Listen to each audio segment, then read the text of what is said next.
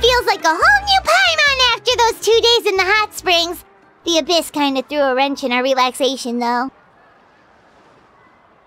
Still, spending time here really has felt like a vacation. The Kaholosaurs are so nice and so fun to play with. Their bellies are super bouncy. Oh, and Atea's snacks were so delicious. She gave Paimon some for the road just this morning, actually. Yelling at some kids who got caught throwing stones in the hot springs, so not much has changed since we first met her. Hey, you guys! Sleep well last night? Yep, this area is so nice. Glad you like it. I was thinking of taking you guys out to do some sea fishing. Later tonight, we can eat whatever we catch. Fresh fish is absolutely delicious right off the grill. Hey, Moalani! Yeah? What do you need? The team sent out to fight in the Night Warden Wars has returned. And Kachina? Is she back as well? Kachina fell in battle. But don't worry, the team was victorious, so the Rite of Resurrection will be held in the stadium soon.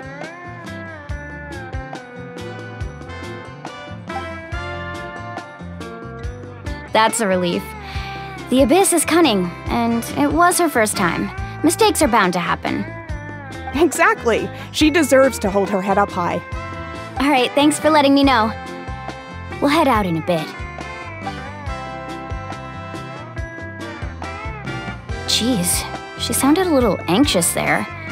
Had me thinking it was bad news for a moment. Moalani, you said the Abyss was cunning just now. But it seems like the Abyss just wants to destroy everything. Like, think about all those monsters that attacked your tribe.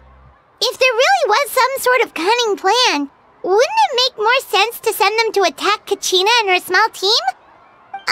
Not that Paimon wants them to be in any more danger, it's just...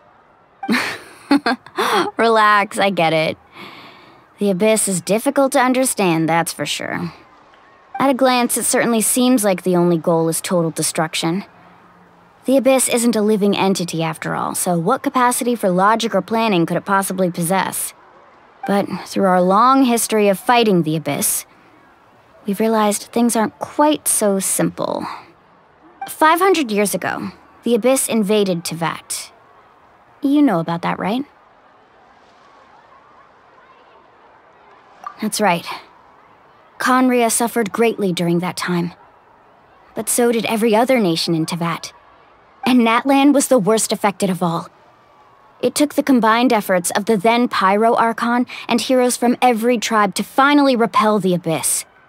Even so, the effects of the invasion lingered for hundreds of years, only able to be reversed little by little. Our tribe's waters were contaminated. The Children of Echo's territory was overrun by dangerous sludge surging from underground. Unrelenting black winds tore across the lands of the Flower Feather clan. It was like each disaster was designed for a specific tribe. Exactly. We once thought that the Abyss's desire for destruction was a sort of primal instinct, but its methods are, in truth, marked by intelligence. We now believe the Abyss has invaded the Night Kingdom, and has the capacity to read the memories of this land at any given moment.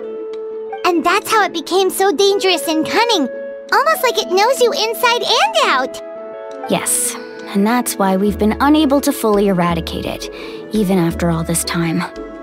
Luckily, the problems left behind by the Abyss have been successfully addressed by the various Pyro Archons we've had over the years. Now every tribe is prospering and things are looking up. I mean, just look at what we managed to do a few days ago. We totally fought them off.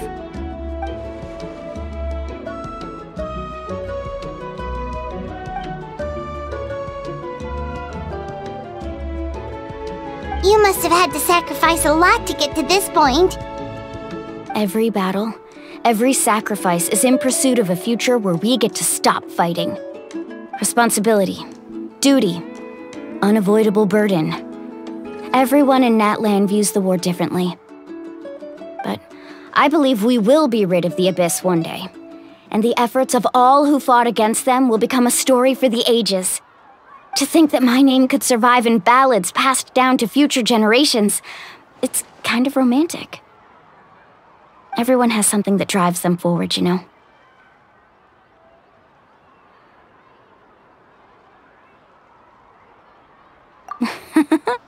Be my guest. Heroes are always welcome in Natlan. Anyway, let's head to the stadium. Our fishing trip can wait until Kachina's back with us.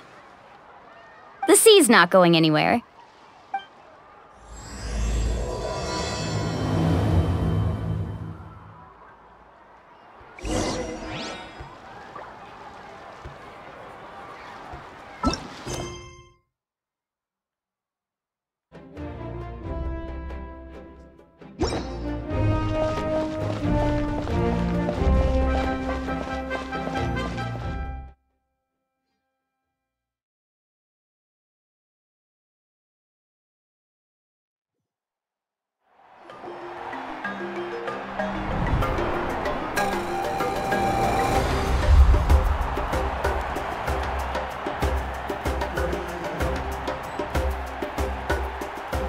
Whoa, this place is packed already!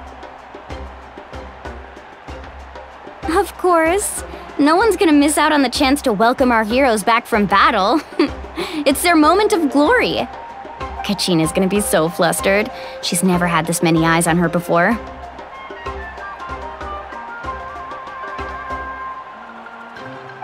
Yeah, she doesn't seem like the kind of person who likes being the center of attention. Looks like I'm just in time. Kinich, you're here! Yeah, a commission ran longer than expected, but I made it. I heard about the incident with your tribe, Mualani. Is everyone all right? Yeah, it's all taken care of. Our new friend here's got some tricks up her sleeve, by the way. She's just as strong as Kachina made her out to be. Hey, look!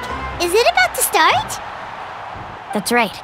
Someone will come out and recite a eulogy, and then we'll sing the Ode of Resurrection together. Come on, let's find a spot with a good view. When the singing starts, just follow my lead and you'll be fine. Let's go somewhere higher up so Kachina can spot us.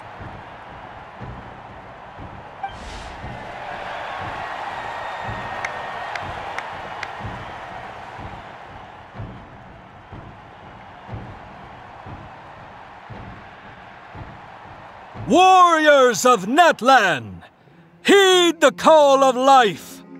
We are the inheritors of memory and legend. Those who grew alongside sun and wind. Those who forged our own destiny and future. That is Natlan's fire, the lifeblood of our nation.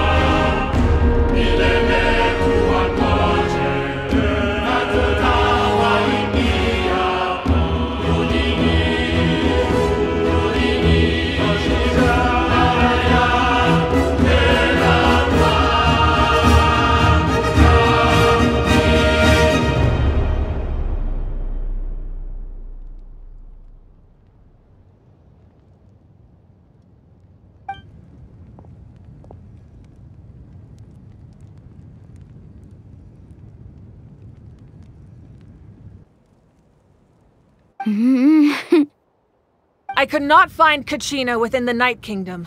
or locate her ancient name. What? What does that even mean? Usually once the ode is complete, the Pyro Archon and resurrected person will emerge from the flames.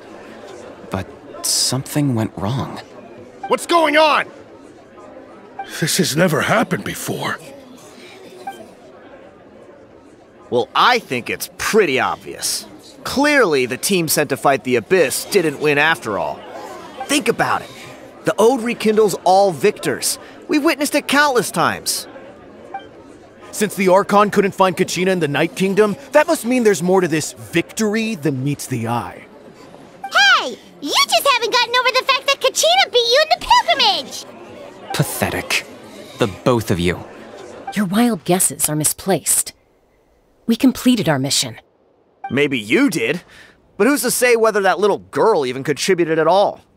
Maybe she got scared and ran off. Why would the YUB recognize someone like her, even if she was on the winning team? How dare you insult a hero of Natlan like that? Kachina sacrificed herself to repel the Abyss. She doesn't deserve to be subjected to your vile rumors when she's not even here to defend herself. Calm down, Mualani. There's no point arguing with the likes of them. I can't just sit here and let them slander her like that. To insult a hero of Natlan, the person actually has to be a hero. You... Think about it, everyone. Who do you think is really at fault here? A girl who never should have even gone to war? Or the great Pyro Archon? Why would the rules of our nation suddenly stop working? That's true. If she wasn't revived, it must mean she failed to achieve victory. Maybe the YUB interpret victory in different ways? I mean, that girl didn't look all that strong to me.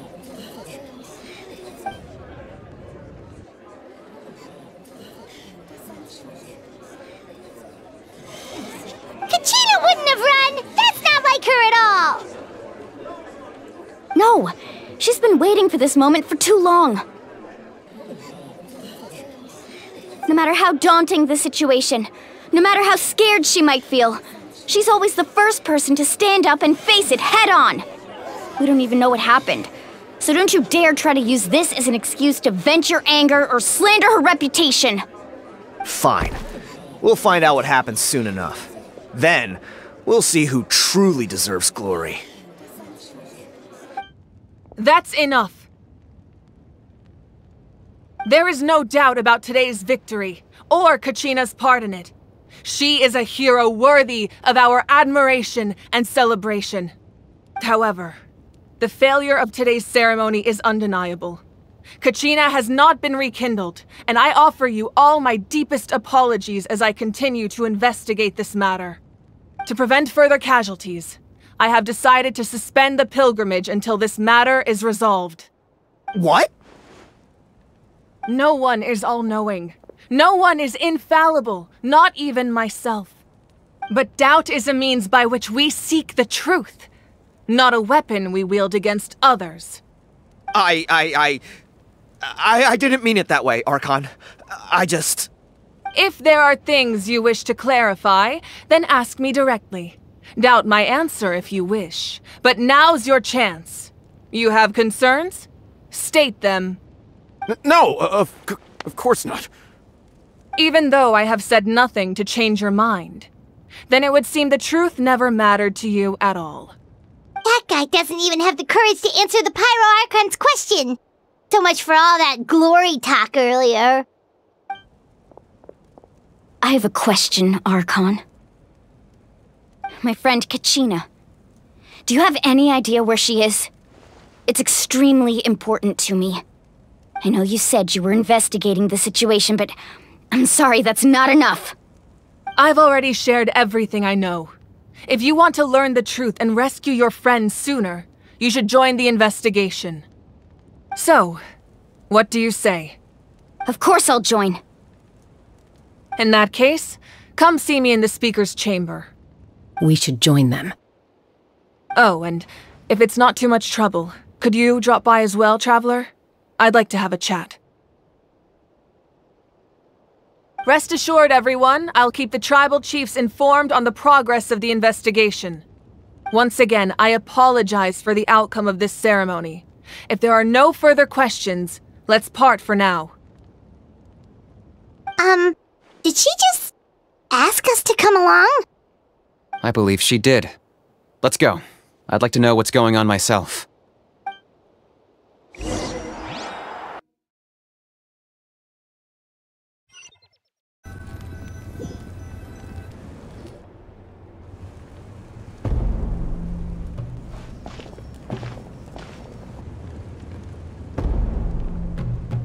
The situation is urgent, so I'll get straight to the point.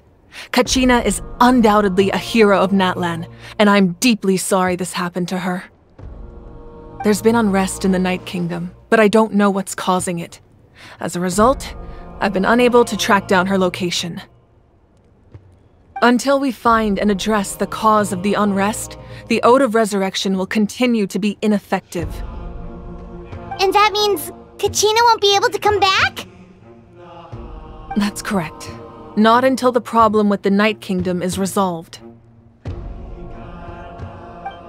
How long will that take? It's hard to say. Kachina always dreamed of fighting the Abyss, of doing her part to defend Natlan. She wasn't afraid of death because she knew, if it came down to it, the Pyro Archon would be there to bring her back to life.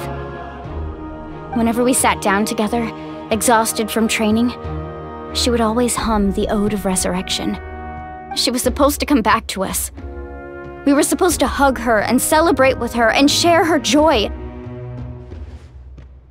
We supported her every step of the way, but what are we supposed to do now? Sit peacefully and wait for her return? Lose ourselves in grief over her death? Tell me, are we her friends? Or her murderers? That's not fair, Mualani. It's all right. I understand your rage and your grief. Kachina's life means a great deal to me, Mualani. Believe me, I want to bring her back as soon as possible. I would give you that peace of mind if I could. But please, hear what I have to say so I can at least give you a broader picture of the issue we are now facing. Considering the recent attack on your tribe, I believe the Abyss has found a new means of undermining the rules of our nation. You mean... The Sacred Flame. The foundation of our resistance against the Abyss. If we continue to hold the pilgrimage and send teams to fight the Abyss, there will likely be more casualties. But if we stop altogether, the Sacred Flame will only grow weaker. The Abyss will scale up their attacks, and the tragedy we saw with the people of the Springs will only be the first of many. If we compare the two choices, the former seems to be the lesser of two evils.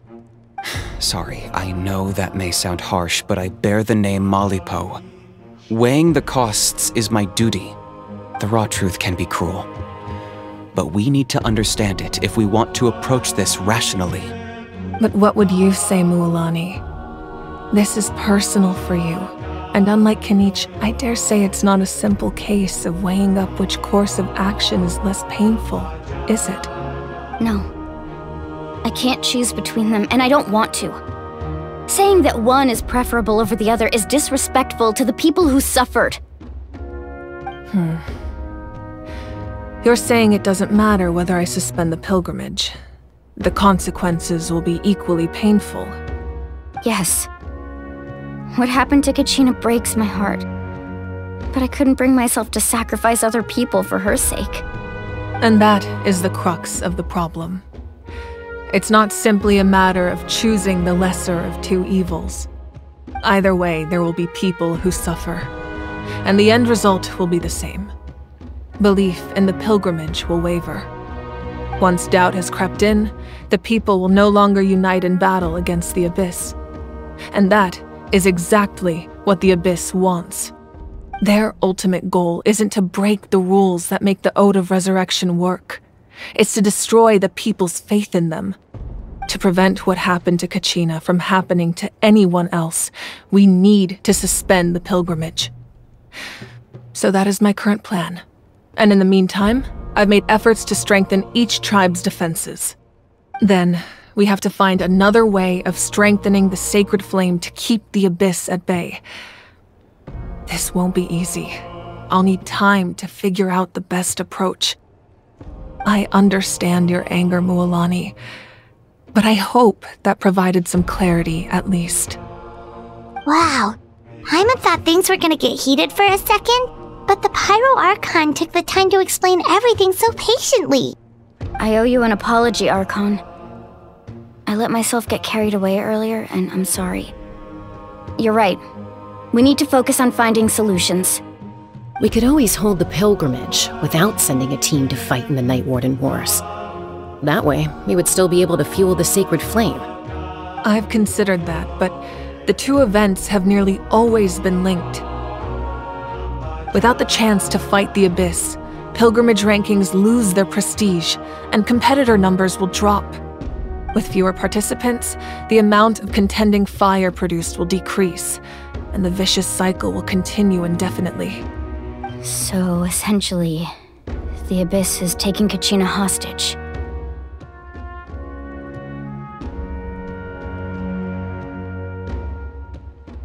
You've learned about the concept of ley lines during your travels, yes? The Night Kingdom is something similar. Staying there for a short period of time shouldn't have an effect on the person. But with the Abyss in the picture, it's a different story. Your sense of self will be devoured until eventually you become one with the Sea of Souls. Imagine pouring a cup of water into a rushing river. You can try to scoop up another cup, but there's no chance it will be the same water you had before. I won't sugarcoat it. That is the danger Kachina is currently facing. Just like you said, Archon. Both of these problems need to be addressed. You can focus all your efforts on dealing with the sacred flame. I will go search for Kachina. The Abyss poses the same threat to you as it does to her. It is very possible you will not return. Knowing that, do you still choose to go? Kachina's waiting for us to rescue her. That's all that matters. I failed to protect her during our campaign, but I can make it up to her now. I choose to go as well. Traveler? What do you think? Understood. Then I'll support you in any way I can. The Masters of the Nightwind have a technique that can extract an ancient name from the ley lines. If we can find Kachina's ancient name, I can use the link between them to pinpoint her position within the Night Kingdom. Then comes the hard part. You need to visit the Night Kingdom in person and rescue her. But isn't the Night Kingdom a land of souls? Can we even go there? Under normal circumstances, only the consciousness can enter. But there is a way to go there in person. However, know that the Night Kingdom will attempt to repel you, and the Abyss certainly won't leave you be. That's fine by me. Same here.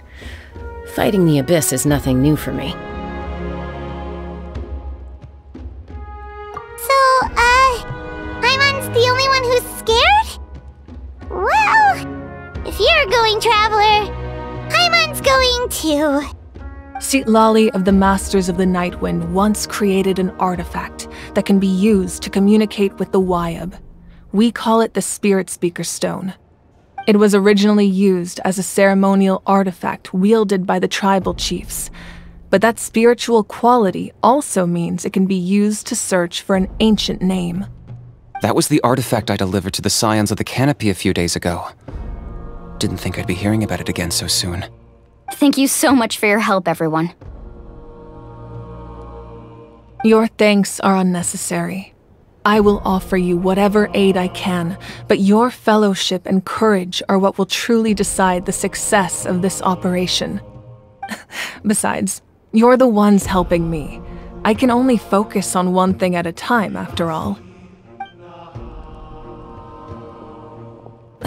Traveler, I certainly didn't expect our first conversation to be so serious. I've heard all about your accomplishments. Ever since you arrived, I've been hoping to meet you and offer you Natlan's highest level of hospitality. Why? Why? Is that not what happened in the other nations you visited?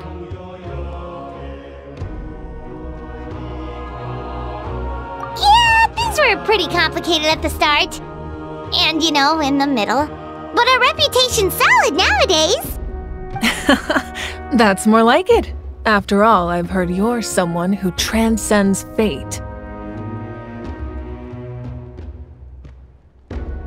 Perhaps even more than you can imagine. But we can talk about that some other time. Ideally, this would be the perfect night for a drink and some musical ambiance. But there are important things to be done. Oh, I almost forgot. Atea was wounded in the fight against the Abyss. She wanted us to give this to you. It embodies fond memories and my strength of will. That's what she asked us to tell you. She said you'd know what that means. I didn't think this day would come so soon. The flames of her life force. I can feel them flowing within the talisman. If things were different, the two of us could have enjoyed the hot springs together while she gave this to me in person. We're supposed to be hot spring buddies after all. But don't worry. This talisman means a great deal to me. I'll take good care of it, and once this is all over, I'll pay Atea a visit.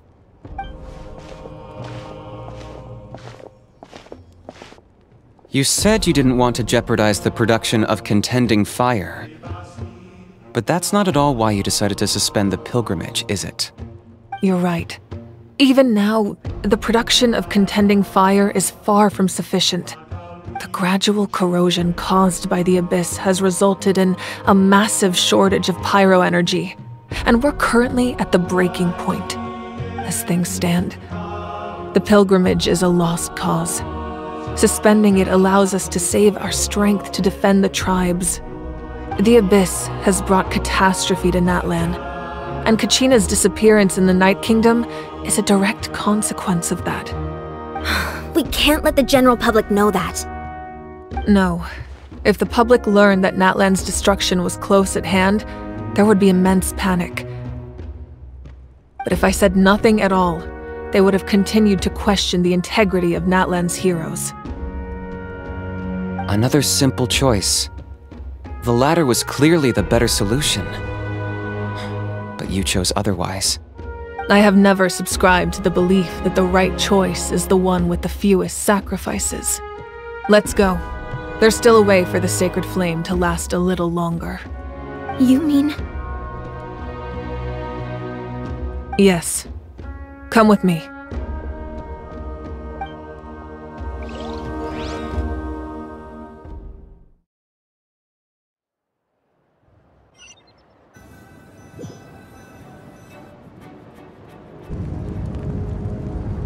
The sacred flame must never go out.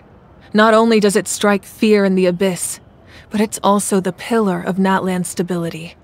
So until our heroes are ready, I will sacrifice my power to keep it burning.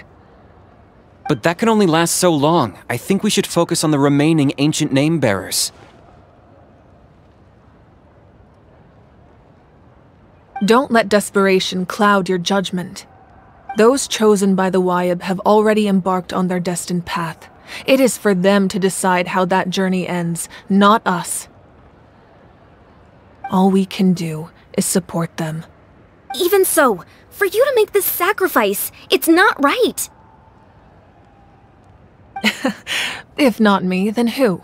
No other is capable of sustaining the sacred flame. I possess great strength, but I'm not above my people.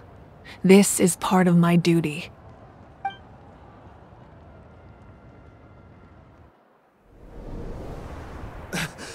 Archon! It's the Fatui!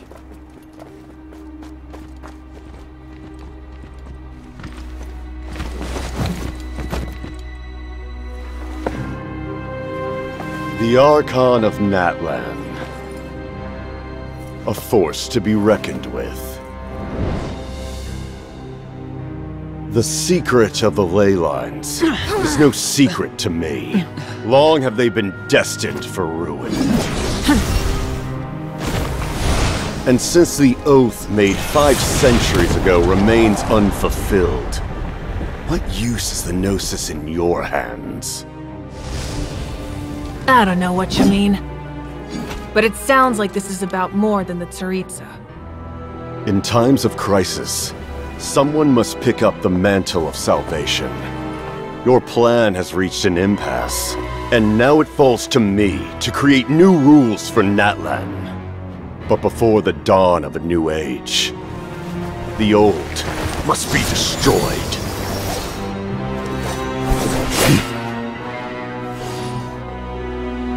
I assume that's the end of your speech? Good. People like us? Let our blades do the talking!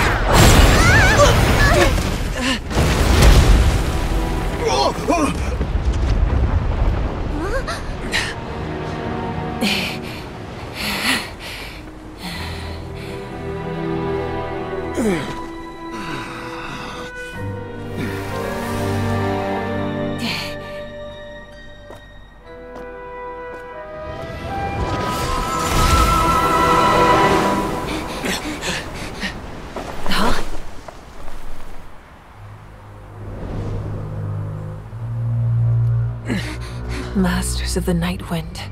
Send word! The captain and his followers must be apprehended.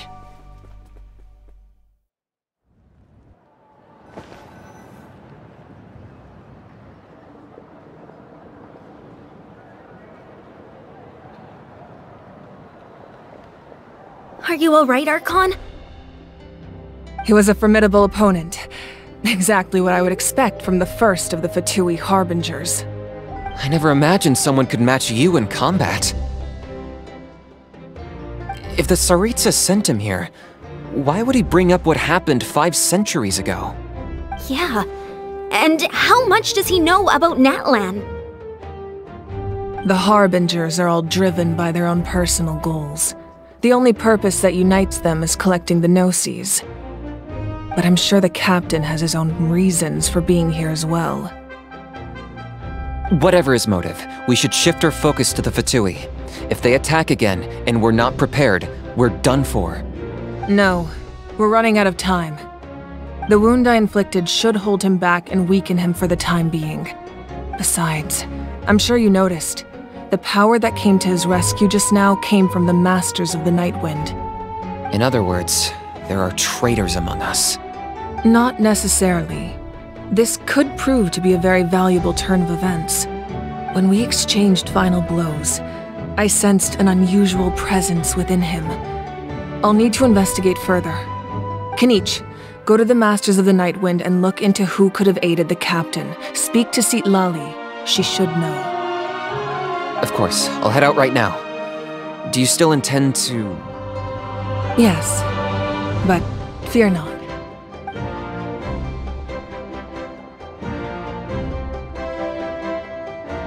Natlan's strength has never rested solely in its Archon.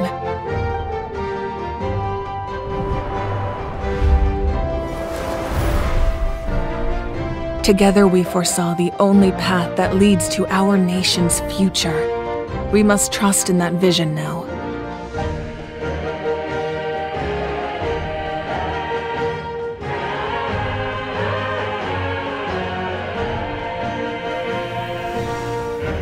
Is everything okay, Archon?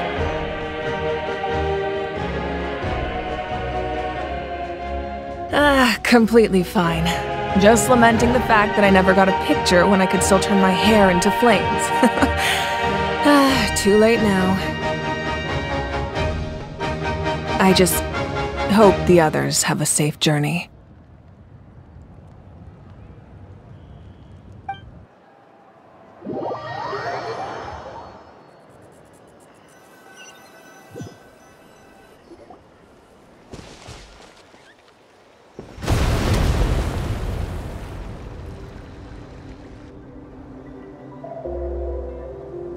What's happening at the stadium?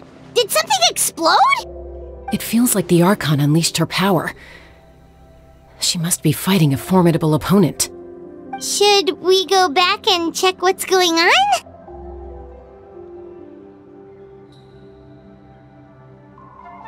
Have faith in the Archon. She wouldn't lose in a one-on-one confrontation. Once we find Kachina's ancient name, we'll head right back. Okay, let's just keep climbing. Everyone really hopes nothing goes wrong.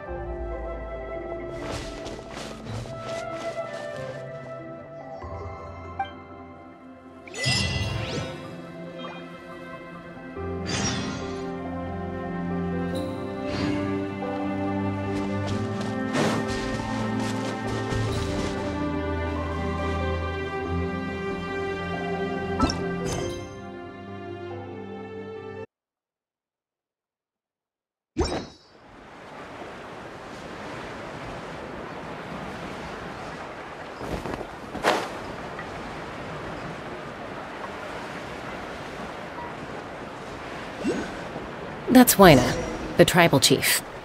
Let's head over to him.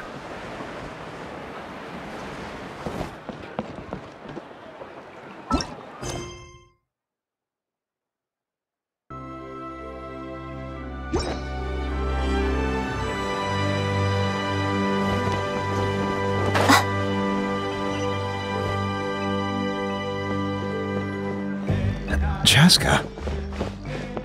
Nice to see you again, Wyna. I'm afraid we don't have time for pleasantries, so I'll get right to it. We're here for the Spirit Speaker Stone. Whoa, hold on a second. At least tell me why you need it first. My friend Kachina is trapped within the Night Kingdom. We need the stone to find her ancient name and rescue her. Rescue her? From the Night Kingdom? That's right. I'm sorry, but someone needs to tell you what you don't want to hear.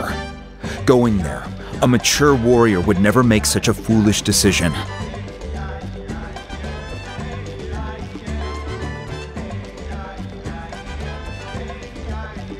The nature of battle is unpredictable. You never know how it's going to end. Losing a friend is tragic, but when that happens, the best thing you can do is focus on how to prevent further casualties. I appreciate what you're trying to say, Chief Wyna. But if the price of maturity is abandoning a friend in need, I'll choose foolishness any day. If Kachina's still holding on, then so will I. I thought you might say that. Is something wrong, Wyna? This doesn't seem like you. Life isn't complete without taking risks. That's always been your mantra. It's nothing. The Night Kingdom is a dangerous place. Can't blame me for checking if you were up to the task. If you're that determined, far be it from me to stop you. Here's the stone. Keep it safe, okay? It's not like we have a spare. Thank you. Huh. Seems like you two go way back. But aren't you from the Flower Feather Clan, Chaska? Oh, Chaska's a peacekeeper, so she's famous throughout the tribes. She's always the one people call to resolve conflicts, so we slowly got to know each other that way. Her younger sister Quichi's always hanging around our tribe, too. She's helped us out a lot in the past. Oh, you have a younger sister? Yes, I'll introduce you to her sometime. But let's get back to business. Waina, how do we use the stone? As you probably know, your intended destination is completely different from the real world. The Night Kingdom is like a river flowing with concepts, and the ancient name you seek is like a tiny fish swimming downstream. In that sense, the stone is like a fishing boat drifting down the river, but the boat alone isn't enough. You need a fisherman experienced enough to steer it in the right direction. We couldn't do that ourselves? With a little practice, I'm sure you could. You have the strength and the talent. If you want to make sure this works, though, I could recommend someone to you. Who?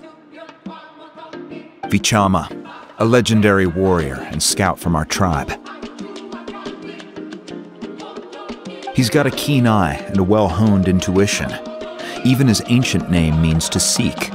If you're fishing for a name, you're gonna want him on the boat. Vichama? Why does that name sound familiar? He's one of Auntie Atea's hot spring buddies. I've heard stories about him. Where can we find him? Ever since Malco passed, he spends most of his time gazing out at the scenery from the cliff tops. Follow the path that way, and I'm sure you'll find him. Thank you. We'll go look for him there. Good luck. I hope everything goes well.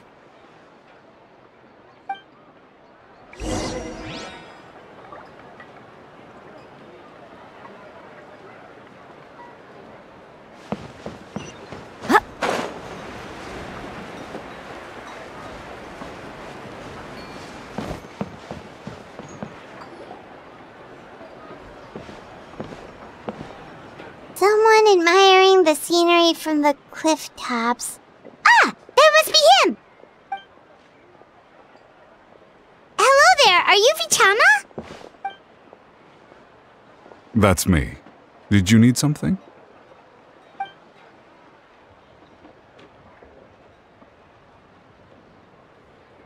What? You're saying you can bring someone back from the Night Kingdom? How is that even possible? No, if you really think about it, anything's possible in that kind of place. But that would mean... Are you okay? You don't look so good. Everything's fine. I'll help you, but I do have a small request. After I help you find Kachina's ancient name, I want to use the stone to look for my friends as well. Your friend?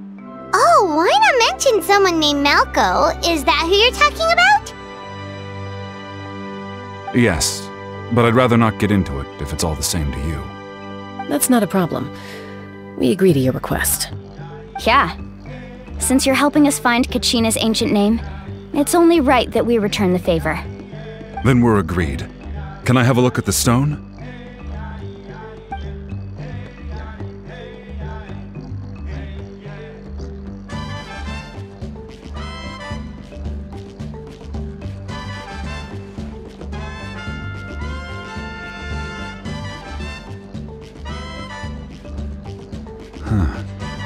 I see. From what I can tell, it functions almost like an abyssal pylon. Both connect the Night Kingdom to the living world. Once the connection is established, the abyss will come surging through the opening like a predator honing in on the scent of blood. So we have to be sure not to use it in a tribal settlement. Wow, you got all that just from looking at it? I just picked up on the basics, really. I still have no idea why it works. You said someone named Lali invented this. They must be a genius. I'll go find an open area and start setting things up. In the meantime, I need you to get 2 things for me. We'll go right away. What do you need?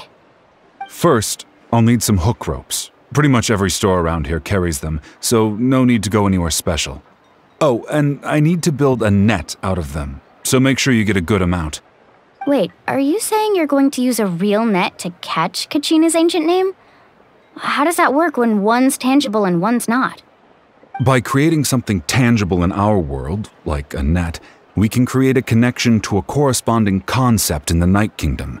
Basically, I'm going to use the concept of a net to catch something equally intangible, an ancient name. Oh, I see. What about the second thing you needed? Right. I need 2 chunks of obsidian. Once we bring the ancient names into our world, we'll need a place to store them. Normally, you can only get obsidian from the Children of Echoes, but I heard there's a traveling merchant from that tribe around here somewhere, so maybe you can try your luck there.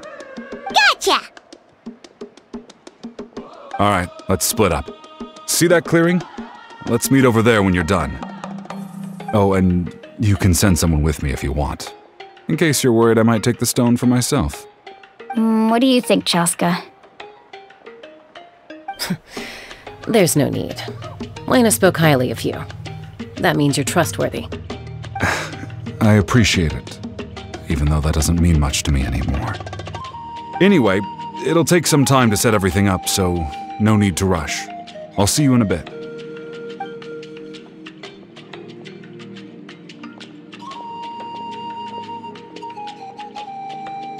What an odd guy. He seems so defeated, but also really invested in the stone at the same time. I don't have any more insight than you, Paimon. Let's just focus on the preparations for now. Hang on, Kachina. We're coming for you.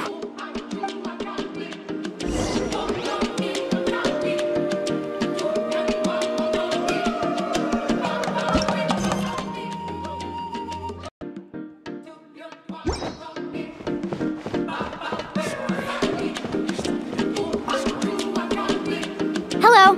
Do you have any hook ropes for sale? Hook ropes? As in rock climbing equipment? Yes. How much for your whole stock? Oh, the whole thing? Let me see. That would be 30,000 mora in total. Deal? Deal. Wait, really? What, you want me to drive down the price? We just need these as fast as possible. Thanks. Oh, no problem at all. I'll even pass along some information on the house. These ropes are usually used by rock climbing enthusiasts. If you want to learn, Roka's the person you want to ask. All right, that's everything. Here you go. Now we need the obsidian. Let's go talk to the traveling merchant Bichama mentioned. Don't get greedy. Anything else I can get you?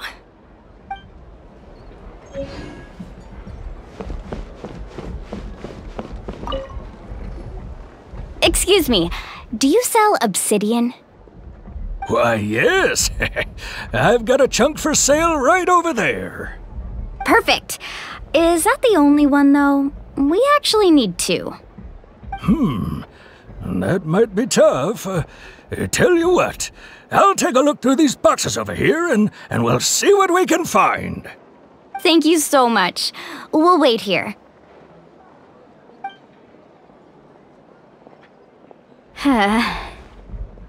Relax. Everything's going according to plan. I know, it's just... I could tell Bichama feels the same way about his friend that I do about Kachina. I hope this chunk of obsidian isn't the only one. Kachina always carries all sorts of shiny stones with her.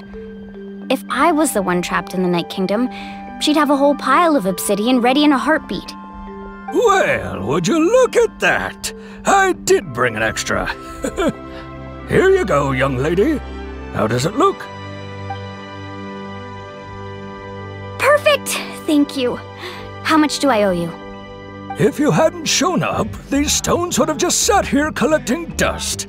I'll take 3,000 mora for both. Here you go. By the way, I heard you mention Vichama just now. You running an errand for him, then? How's he doing? Malco's been gone for 5 years now. It's about time he started to move forward. Do you know what happened between them? I heard about it in passing while I was out drinking one night, but I don't know all the details. Vichama and Malco grew up together, and even made a name for themselves together.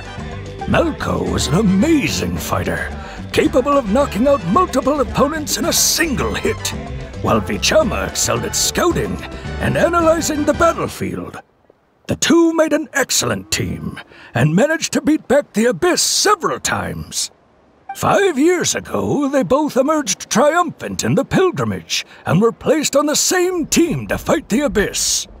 But on the eve of battle, the Abyss launched an attack on their tribe, and Vichama suffered an injury to his leg while attempting to rescue someone. Then what happened? The team agreed that he couldn't fight the Abyss in his condition. Vichama didn't argue. He knew going to the front lines with an injured leg would make him a burden in battle. So they raised the issue with the Pyro Archon, and she agreed to let him stay behind. It's just... Malco and the others ended up facing hordes of abyssal monsters in numbers that far exceeded anyone's expectations. The team made an error in judgment, and they fell to the onslaught. Vichama went into a deep depression after that. He blames himself for everything. Oh, you're not wrong. But it's possible he chooses to blame himself. Not because he did something wrong, but because he wasn't able to do anything at all. I've tried convincing him to move forward, to stop dwelling on the past. But the shadow of Malco's death hangs over him still. The Abyss has caused so much suffering, and some wounds never heal. I wish there was something he could do to make himself feel better. But...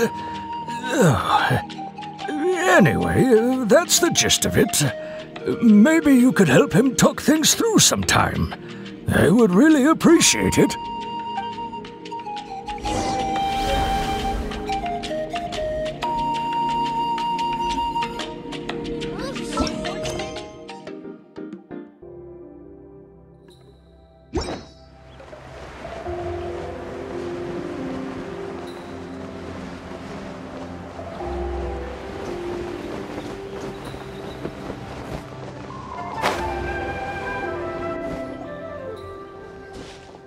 Did you get everything?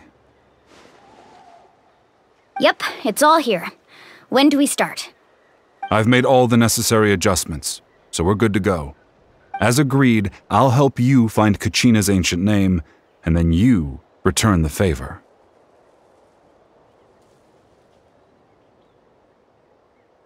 Go ahead.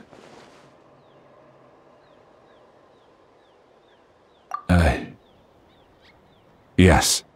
After Malco fell, I scoured the battlefield to see what happened. It turned out he wasn't bested by some impossibly powerful foe.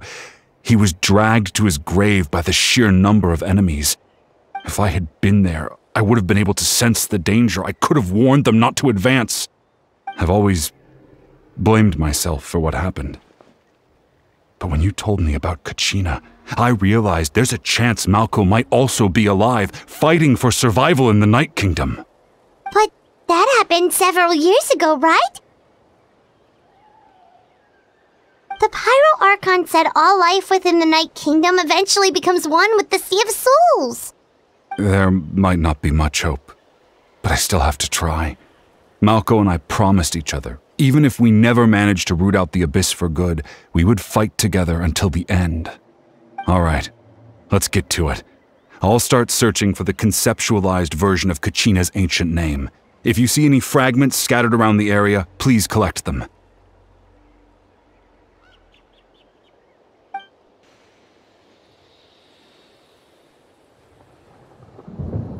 Make sure you prepare yourselves for battle.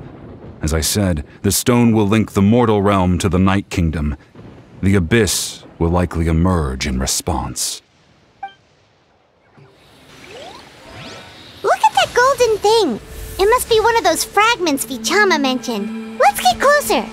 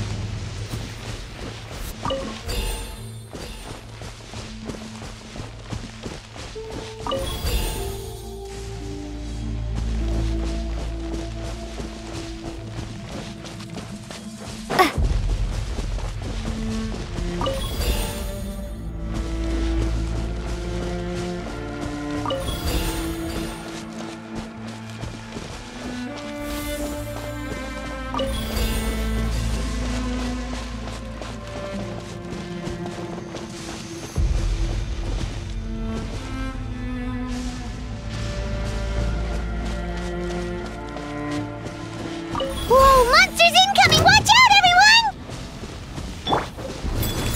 We'll have order. Right now, right here. Born of ice and frost.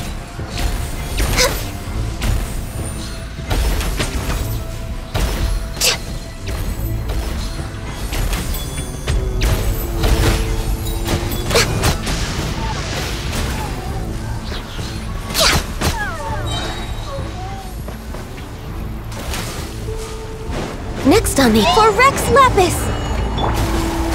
Stabilize! Emerge. Right here. Emerge.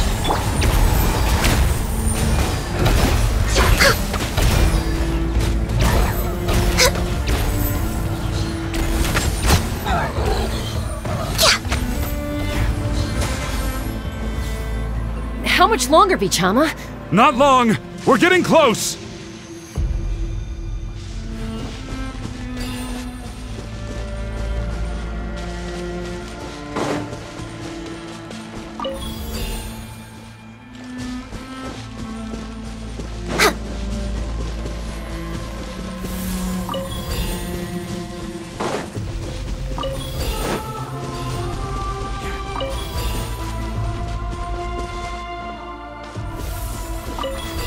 Next on the agenda.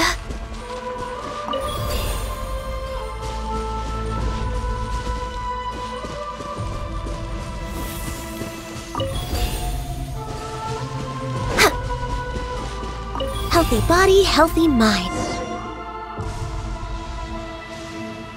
Vichama!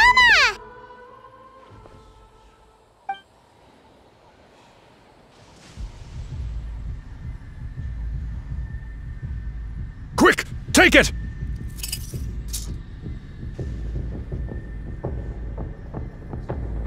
I found Kachina's ancient name. Hang in there, Malko. Just a little longer.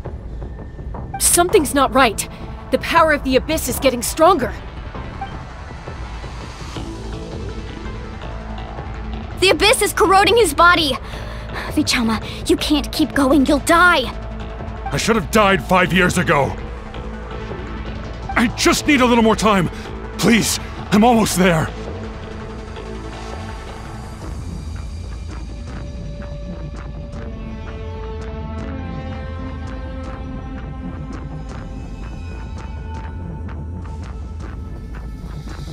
Thank you.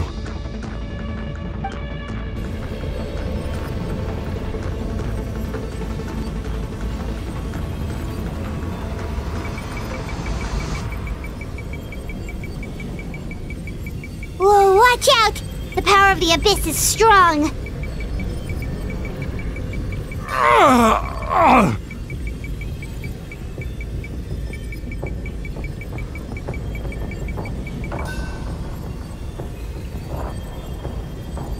This power.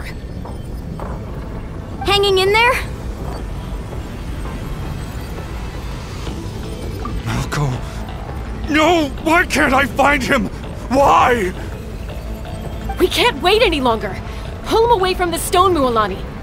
I already tried, but the power of the Abyss has him in a chokehold.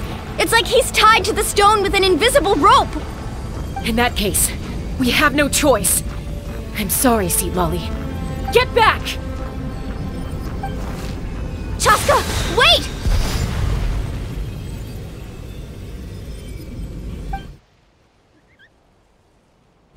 Ouch! What happened just now? It looked like the Spirit Speaker's stone was...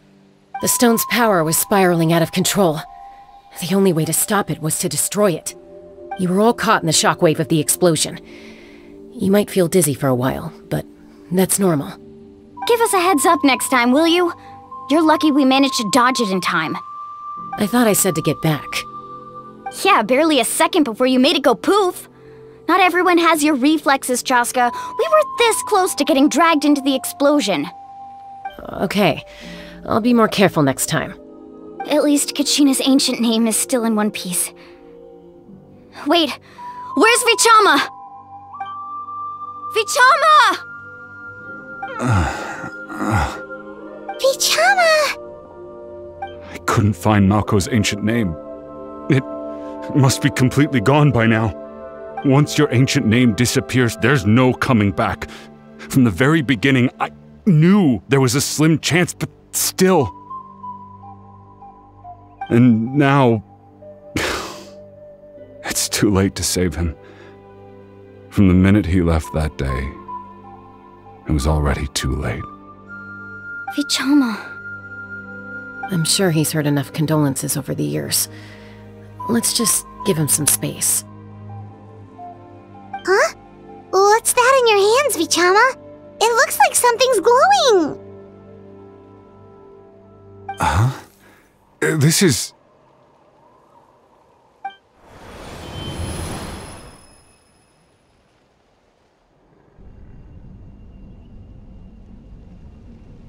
Hey, Malko. Got any strength left? Not enough to swing a sword, but to say a few last words? Sure. Too bad. No one will get to hear them. I never thought I'd actually die on this mission. Not that I'm afraid to die. It's just... hard. Thinking about my mom's face when she hears the news. Guess I have something to be thankful for then. My parents died a long time ago. They won't have to mourn me.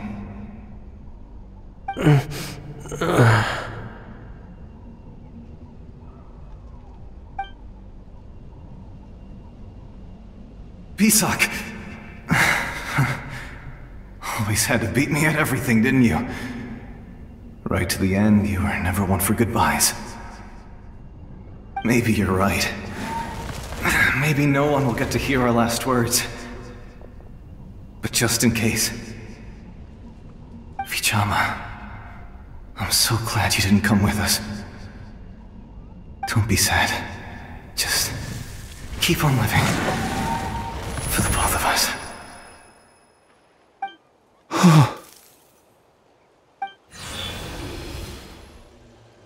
Was that a memory? Seems like we were able to salvage something after all.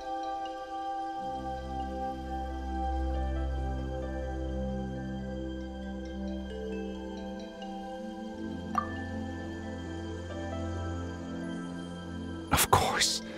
Seeing him, hearing his voice again, it makes me unbelievably happy. But it also brings with it an even deeper pain. A deeper pain? Why? Malko was always the type to put on a brave face. But in that memory just now, his hands were shaking, and his smile was forced.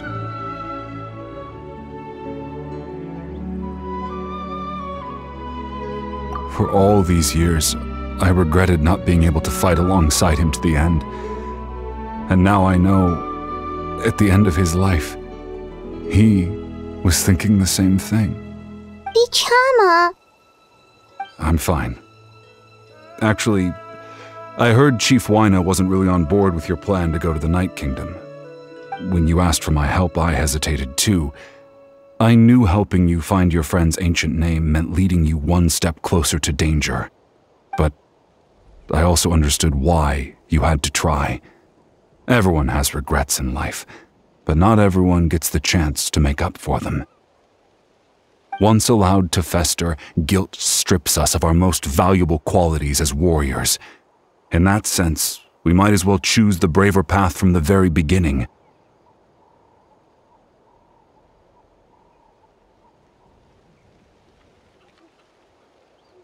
If I could do it all over again, I would have followed Malco to the front lines no matter what. Even with an injured leg, there were still things I could have done. That way, even if the outcome stayed the same, I still would have fought alongside him to the end.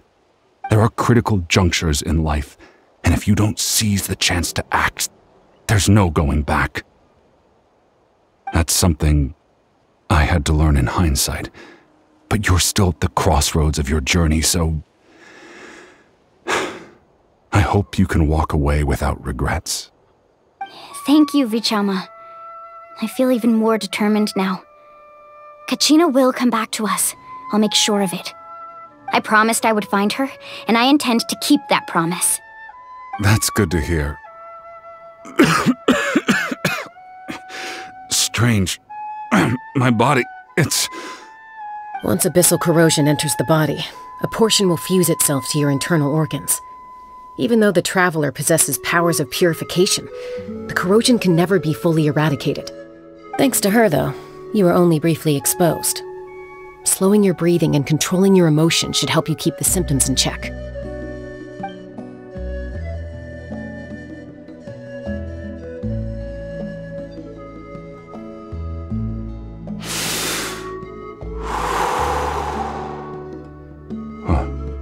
That does make me feel better. You seem very knowledgeable about all this. Just speaking from experience, that's all. Anyway, we've recovered Kachina's ancient name, so we're off to a great start. Let's get Vichama back to his tribe and tell Wyna the good news. Oh, and apologize for destroying the Spirit Speaker Stone. We had no choice, though, so he'll probably understand. Right?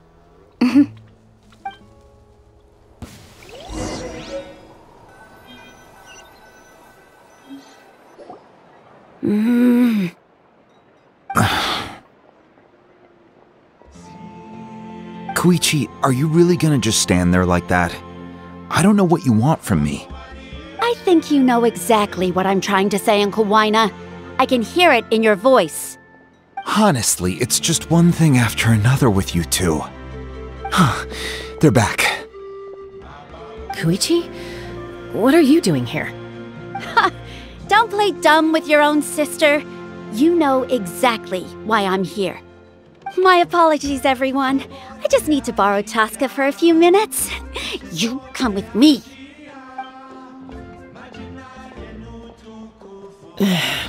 I'll be just a moment.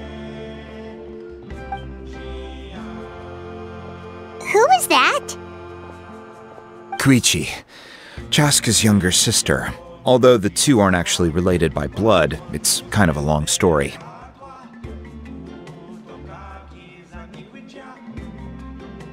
It's not really my story to tell, but I guess it's not a secret.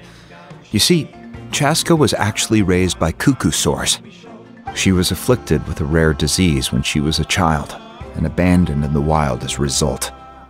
The Abyss found her out there, all on her own, and tried to devour her. But in the end, all that did was trigger her will to live. That strength of will pushed her to survive. But it also planted a seed of conflict within her. Eventually, she was adopted by the cuckoo sores. Wherever they went, she followed, getting into fights right and left. For some reason, Paimon can totally imagine that. Well, when Chaska finally returned to human society, it was Koichi's parents who adopted her. At the time, Chaska still had a habit of getting into fights, so Koichi was always taking her around, apologizing to everyone. Ah, I remember those days. One of those fights was definitely with me. But, you know, kids. You're fighting one minute and your friend's the next. Eventually, she found a way to rein in that desire to fight. And now she's who people call to resolve conflicts. She's known as the Peacemaker. It sounds like she still argues with Koichi, though. Don't siblings usually stop fighting when they get older? That's partly my fault. Koichi asked me to stop Chaska from doing anything dangerous, but you probably know by now, once Chaska makes up her mind, there's no changing it. Oh, I get it. No wonder you tried to talk us out of going to the Night Kingdom. Chaska even said that wasn't like you. I'm all for your adventure. You need to take risks when you're young, because by the time you're my age, you couldn't attempt something like that even if you wanted to. Better try now than live with regrets later. That's what I say. Still, I can understand where Koichi's coming from. In the end, nobody wants to sit back and let a loved one put their life on the line.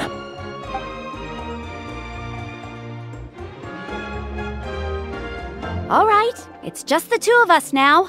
You have 1 minute to explain yourself. I don't have anything to say. You don't have to approve, but you should know I only do what's necessary. That attitude is exactly the problem. It's like you don't care. You try to sneak off to the Night Kingdom behind my back and then play it down as if it's just a trip abroad. Well, technically I am going abroad, right? Again with the excuses!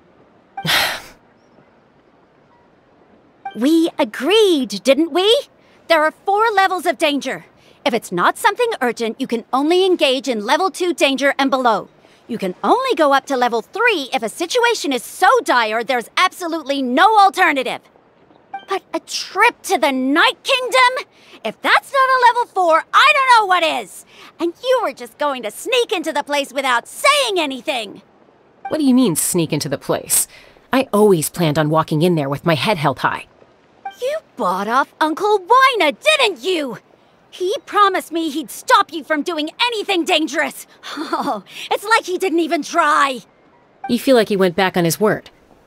What if I told you my mind was made up, and there was nothing he could have done? Not even by force. Oh, I knew it! So he did try to say something, but you didn't listen. This is important. If you were in my shoes, you'd make the same decision. You don't know that? I'm a doctor, and I handle logistics. If you're going to waltz into a dangerous situation where you could lose control at any moment, it's my duty to say something. All right, whatever. Anything else? What do you mean, anything else? Why don't you reflect on what you've done and promise me you'll stay put? Time out. Is this one of our normal arguments or a serious one? Chaska, does it sound like I'm joking? Then, you need to know something. What happened to Kachina was partially my fault. I can't leave her there to die. That's not who I am. But the person you become when you lose control, that's also not who you are. That's a different issue. You said it yourself. A person is only as good as their morals. If I want to live in Natlan, I need to display qualities that make me worthy of this nation. I've also told you that managing your condition is equally important. Sometimes you have to make sacrifices. All right, let's stop this here. If we keep going, I might actually have to get serious. And I think Wina prefers his roof attached to his house. Is that a threat? That sounds like a threat to me. Koichi! Younger sisters are supposed to listen to their elders. So, you're really going to go, no matter what I say? I'm supposed to be your sister. Then support me. I'll be back. All you have to do is wait. Chaska. So, that's it. Why'd you have to turn out to be so darn annoying?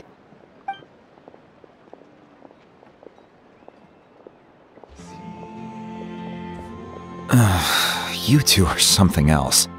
Something you wanted to say? I know you aren't related by blood, but you two sure are similar. Really? You know, I said that very thing to Koichi not too long ago, and she reacted the exact same way, down to the very tone of voice. It's not my place to get involved, but I will say this. Try to spend a little more time with your sister. You're tough kids. That doesn't mean you have to go it alone. Thank you. Anytime. All right. If you're done with the Spirit Speaker Stone, you might as well hand it over. According to Kinich, it's an important ceremonial artifact, so it'd be safer to keep it with me. About that... If only Tone-Deaf Bard was here, he could have repaired it just like the Holy Liar. It might be in a few more pieces than you remember. Huh?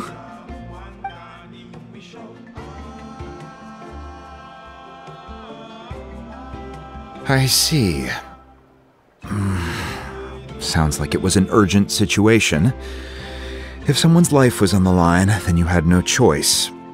Still, Citlali's going to be a nightmare to deal with now that you've broken her stuff.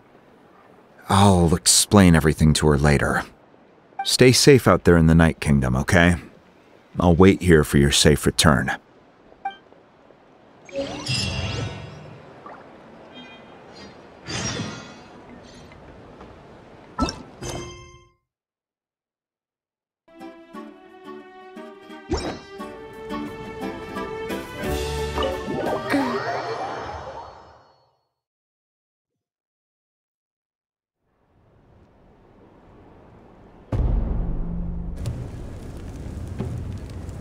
We're back! We found Kachina's ancient name, too! Well, it's fairly complicated. Let me give you the condensed version. The Fatui again? We can't go anywhere without them causing trouble. But what if the Fatui finds out you've lost your power? Won't they try to take advantage of the situation? That's why it has to be our little secret. No one else can know, or we're asking for trouble. Look, I wish I could offer you some sort of consolation, but I won't lie to you. With multiple factions closing in, there's nothing comforting about the situation we're facing. Still, all you need to do is focus on your goal. You can leave the complicated matters to me. I can also step in on the Pyro Archon's behalf. There's a limit to what I can accomplish, but I'll help you however I can. There's no need to be so modest, Dion-san. Your incredible strength has long been a well-known fact. You're the pride of your tribe. Archon, I'm sorry about before. You have so much on your plate, so much that you have to worry about. But all I could do was focus on my own feelings. You have nothing to be sorry about. We all get overwhelmed by our emotions, myself included. Your reaction to Kachina's disappearance, I understand that feeling very well. Well, now that we have Kachina's ancient name, let's go track her down. Follow me.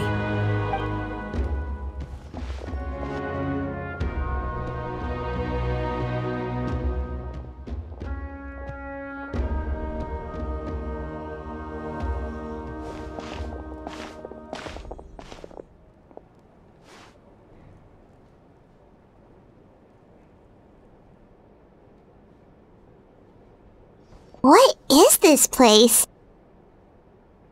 Hey, isn't that Atea's talisman? Good eye. This is where I store all the various mementos I've collected. Whoa. I've never seen this place before. There's so many things in here. It looks like there are items from every tribe. Collecting them must have taken a lot of effort. I suppose you could think of it as a hobby of sorts.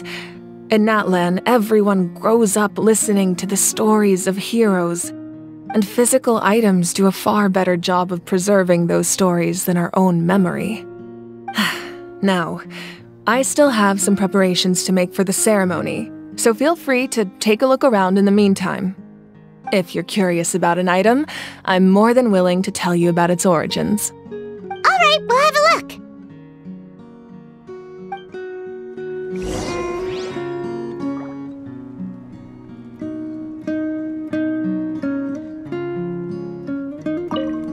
This flower looks like it's thriving.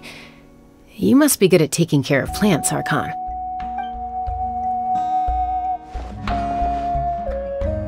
This fishing basket looks familiar.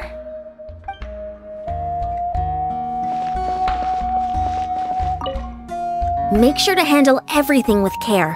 This cup, for example, it's heavier than it looks.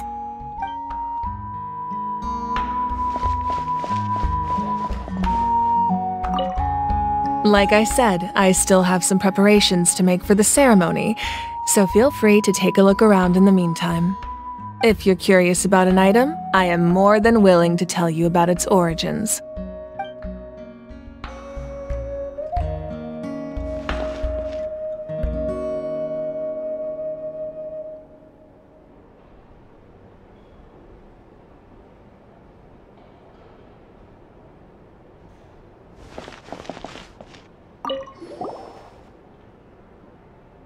Whoa, this weapon is huge! Which tribe did it belong to? Ah, that weapon belonged to Tenoch, a hero from 500 years ago. Strictly speaking, he didn't belong to any single tribe.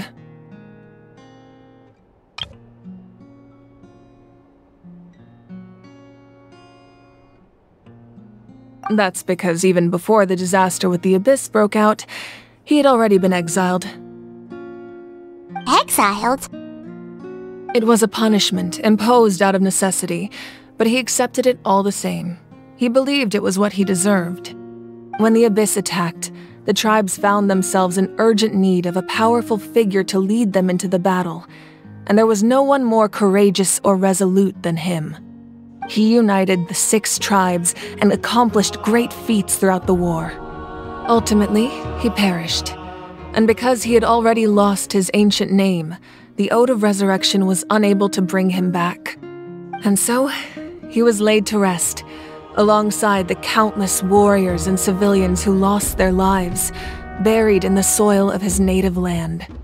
Wow, he sounds like a true hero. Indeed, even now his story is told throughout the land.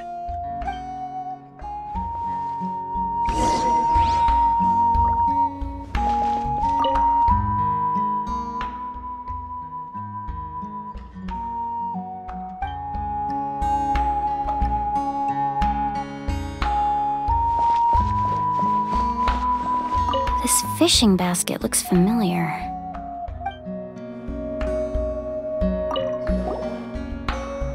Hey, there's a fishing rod here. It must have belonged to the people of the springs. That's right. It belongs to a legendary fisherman named Matavaru. I have his entire set of fishing equipment, actually. He and I met in a tavern. He told me about a particular kind of giant fish and his meticulous plan to catch it. In his eyes, I saw a hunger and a strong fighting spirit. To him, the sea was the battlefield upon which he staked his honor. So, did he do it? The next time I saw him, he was covered in scars. It turned out the fish he sought had been corroded by the Abyss. He managed to kill the fish, but sustained a serious injury in the process, which meant he could never go deep-sea fishing again. Can a fisherman claim victory if he fails to bring back his catch? That's what he asked me in the end. Well, Paimon thinks he won. That was my answer as well. The experience was far more valuable than the prize itself. In the end, he didn't want his tools to go to waste, so he gave them to me. Wait, that means you also know how to fish. Maybe we can go head-to-head sometime.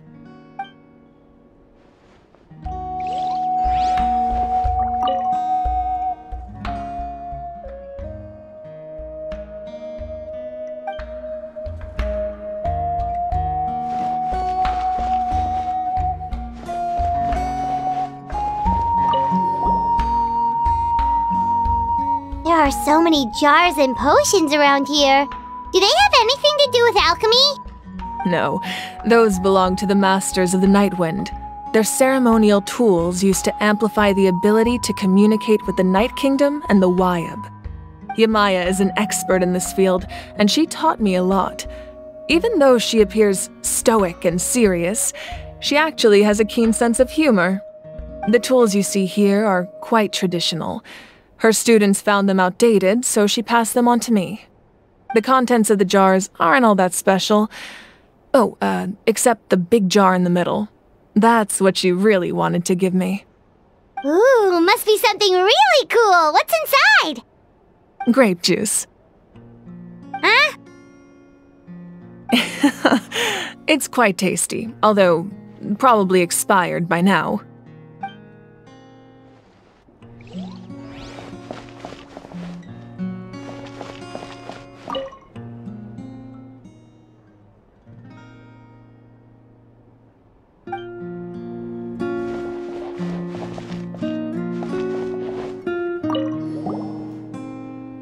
This is Atea's talisman.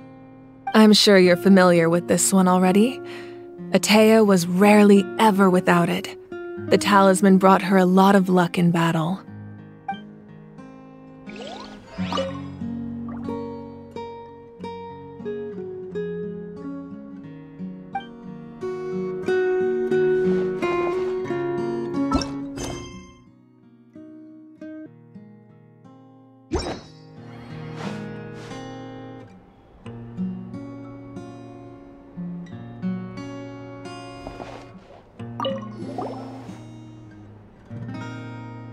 The powder still needs some time to settle, so let's wait a little longer.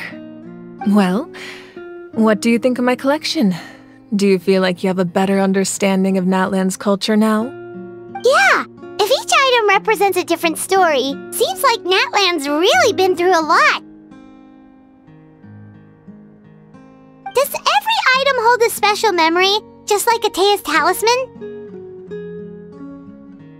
That's right. The items in my collection actually serve a similar purpose to the ancient names passed down among the tribes. They demonstrate the true shape of time. The shape of time?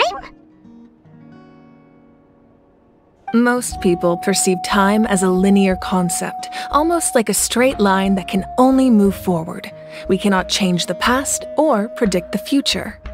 But there's also a different theory, one that I believe to be closer to the truth. Namely, that the past, present, and future all exist at once. At once? Paimon's not sure she understands. Let's say your journey ended right now. Thinking back on your experience in each nation, which one would you say was the most important?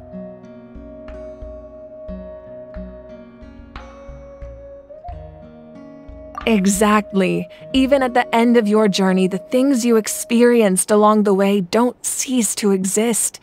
They become part of who you are.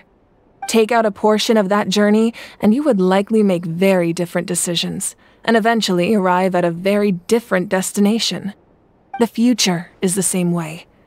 It exists even though it has yet to come to pass. We just lack the means to perceive it. Of course, there are those with the power to foresee the future. They simply call it by a different name. Fate. You're quite familiar with that concept, I would imagine. That does kinda make sense. The future hasn't happened, but already exists. Humanity excels at living in the present, but too often we forget the past and neglect the future.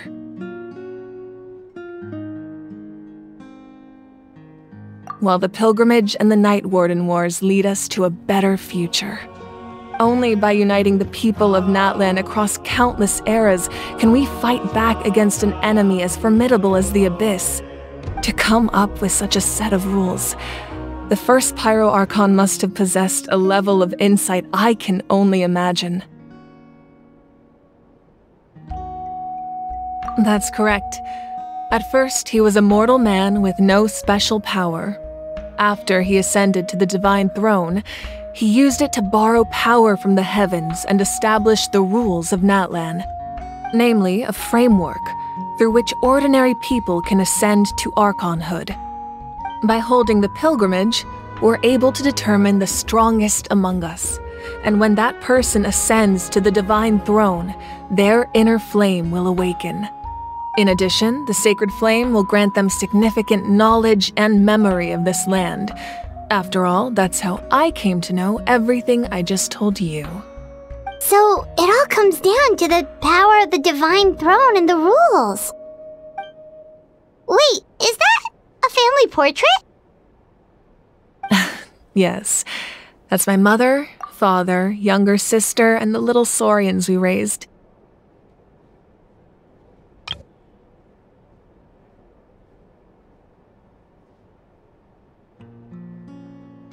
I turned a piece of my dad's leather armor into a canvas and commissioned a famous artist to paint our likeness.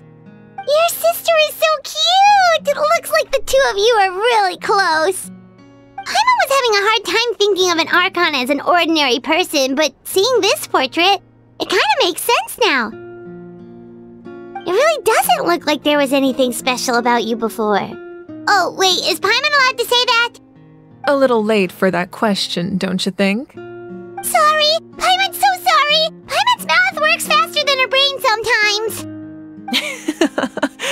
It's alright. I'd never get upset over something like that. No matter what others may say, my past is a precious part of my identity. I'm forever proud of the life I used to lead. Becoming the Archon doesn't mean you sever ties with your family. The position just comes with a lot of responsibilities, so it impacts how often you get to see them. My father made the most delicious stew, so my sister would often bring me a large pot of his cooking, and we would sit on a blanket and eat it together. One time, we didn't close the door securely, and the saurians we were raising ran into the room and knocked over the entire pot. My sister immediately burst into tears. The two troublemakers were going for the meat, but when they saw my sister's distress, they froze on the spot. I still remember the way they laid there, sulking like a pair of children, even after making such a mess. It was frustrating, but in the end, all I could do was comfort my sister and move on. Wow.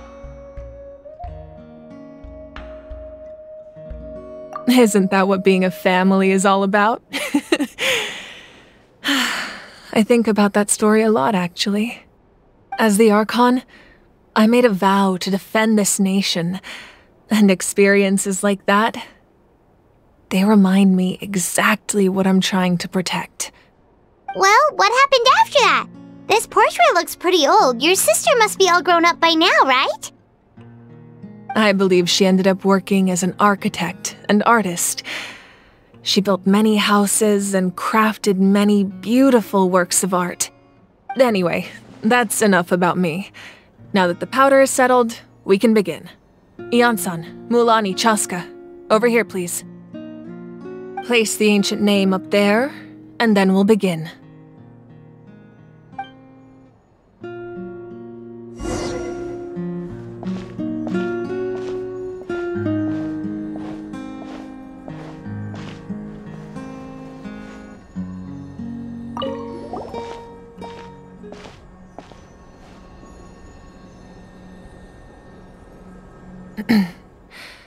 Surely as the echoes of life resound through heaven and earth, so too shall our stories remain eternal. Ancient name, take us to your fated bearer. Allow her to answer our call.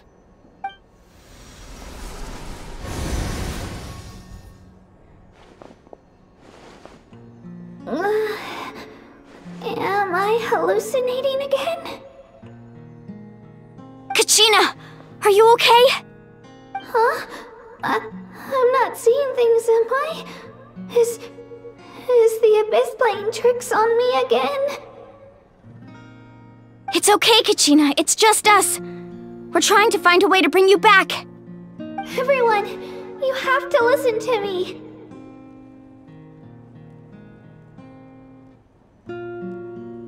I've been investigating the Night Kingdom this entire time, and I figured out what's wrong. The Wayab is being affected by the Abyss.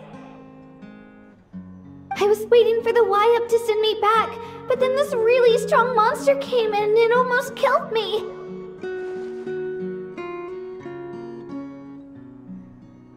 The Wayab saved me, even though its power is weakening, so I've been hiding from the monsters while trying to find a way to help.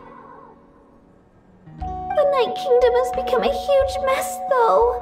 I keep hearing these awful sounds and seeing really horrible things. Don't listen to those sounds, Kachina. The Abyss is trying to strip you of your sanity. All you need to do is stay safe and wait for us. We'll be there shortly. It's okay. I feel so much better now that I've had the chance to talk to you guys. You don't need to worry about me. I've never been strong or special at all, really. So I don't blame anyone for forgetting about me or leaving me behind. Just knowing you care is more than enough. I'll find a way back. You don't have to put yourselves in danger to come rescue me. You're always like this, Kachina. Now's not the time to act tough. We're coming for you, and that's final. I don't know what lies the Abyss has been feeding you, but I'll tell you something right now. Nobody here sees you as a burden. You're a victor of the Night Warden Wars, a hero of Natlan. All you need to do is wait for us to rescue you, and you'll get all the applause and recognition you deserve.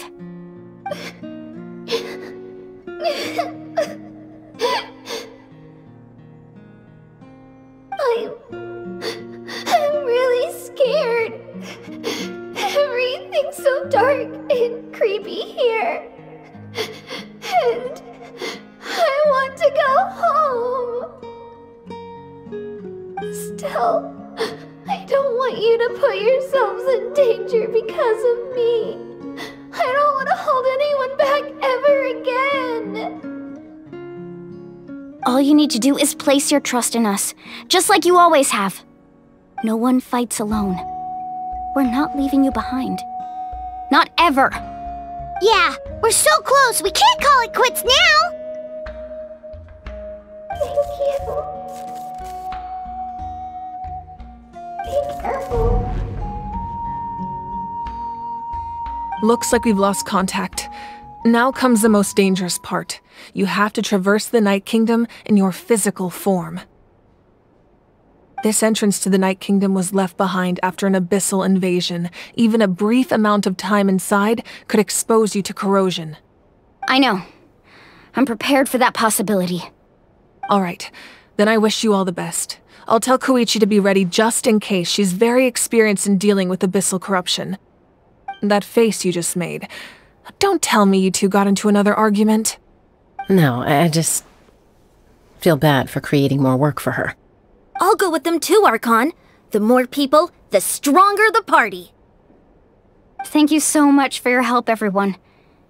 It really means a lot that you're willing to brave these dangers with me. And there's no time to lose, so let's get going. Now that I've lost my power, I won't be able to provide much practical support. But I can still keep an eye on the situation from here. Eon-san, I know it's unlikely, but if you encounter a situation you can't handle... That won't happen. I hope not.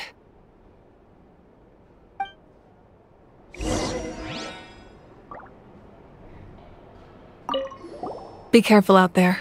I'll observe the situation from here.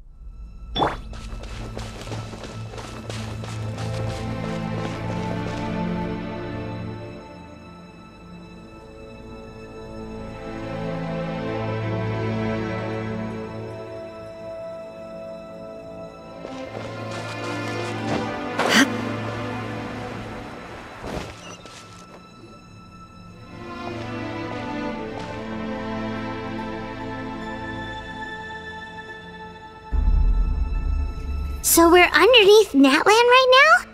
It looks nothing like Paimon was imagining.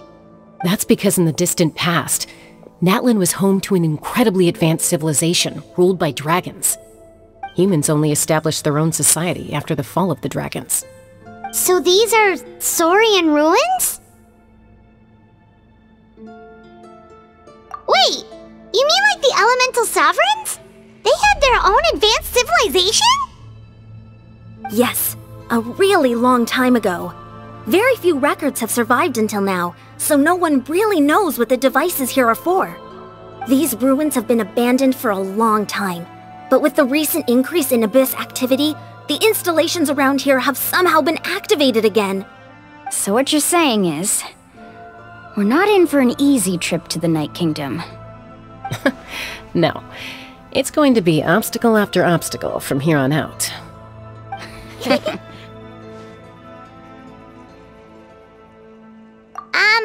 Why are you all laughing like that? It's creeping Paimon out. It's the pre-adventure excitement kicking in, right guys? Of course. I'm eager to get started.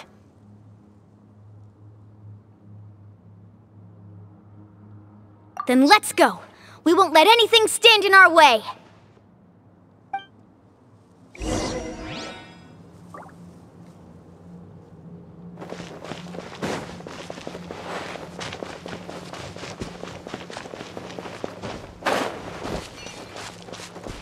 Seems like the road ends here.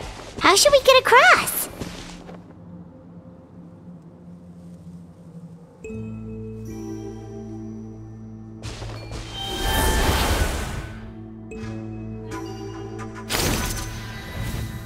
As a professional trainer, I think you could stand to build up your endurance, Paimon. Professional trainer? Paimon thought you were a warrior from the Collective of Planning. Well, that goes without saying. But I actually work as a sports coach. I provide professional guidance for many of Natlan's popular sports. And I don't just mean physical training. I design nutrition plans as well. Ah, so basically no sugar, no soft drinks, no grilled meat.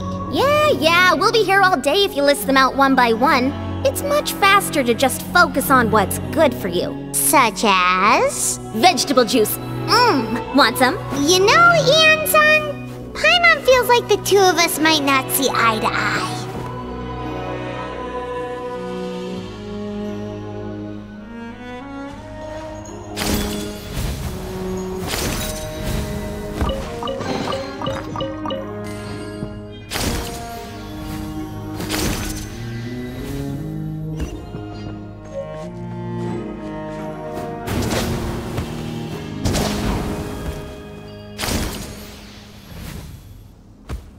Those guys look familiar.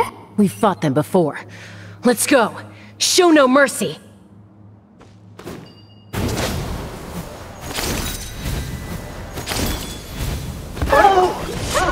Shine down! I see everything. Gather! Torn to oblivion!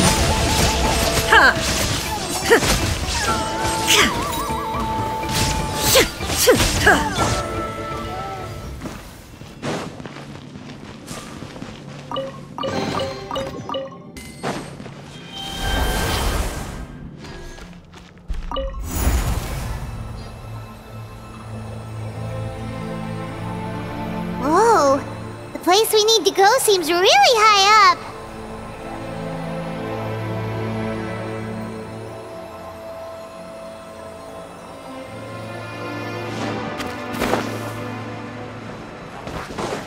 Order guide you.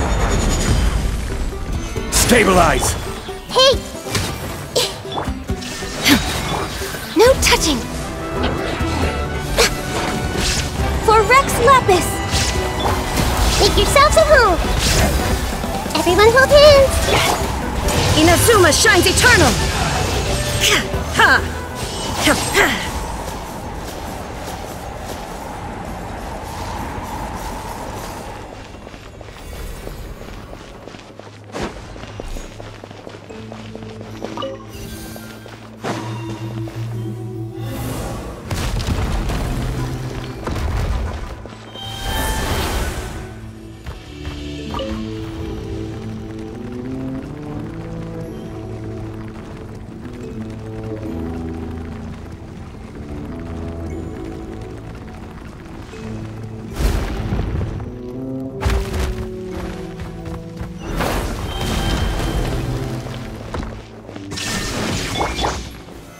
Solidify! I see everything! Born of ice and frost!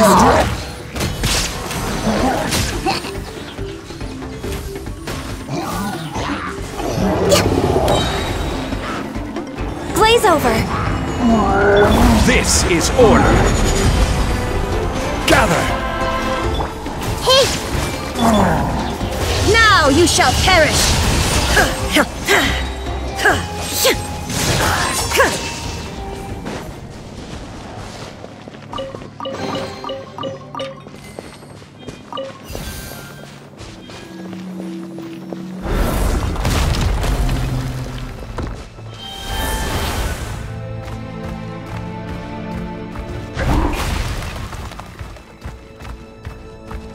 This is the final stretch. We just need to climb up, and we'll be there. Nothing to it. Easy for you to say.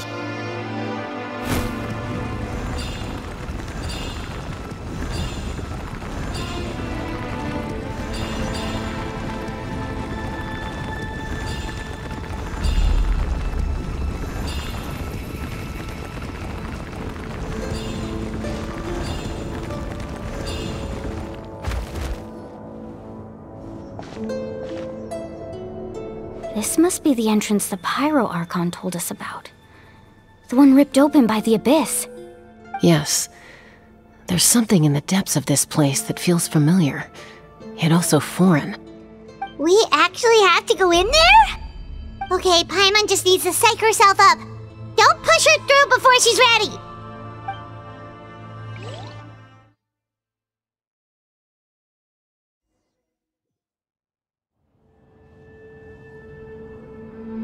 Hey! You don't have to drag Paimon! You're pulling too hard!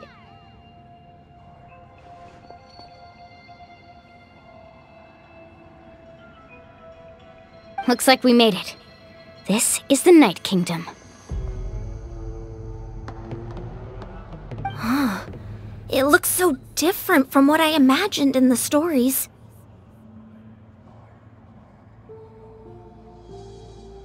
That overflow of energy is probably what trapped Kachina here in the first place. From this point forward, everything we know about the real world no longer applies. Anything can happen here. Paimon's more worried about how we're gonna make it out.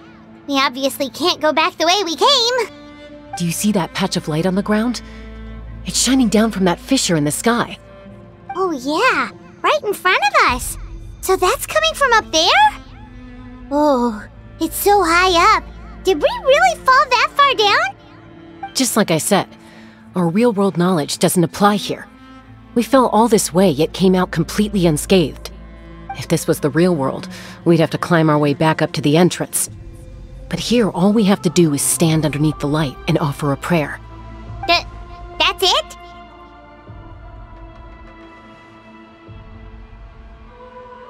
You really think that little of Paimon? That's not even why Paimon asked! So that means all we need to do is find Kachina and bring her to this location. Exactly. This light is streaming in from the real world. It's a link between the two realms. The terrain looks difficult to navigate, and the visibility's not great either. How are we supposed to find Kachina in these conditions? Yeah, these floating black things don't look super friendly either. Those are all manifestations of abyssal power. Be careful. Ghost! A talking ghost! Calm down, I'm here to help. You're the ones who helped Vichama, right?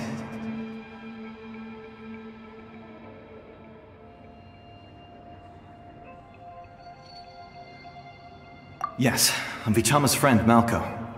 I was completely lost to this realm until I sensed a mysterious power calling out to me.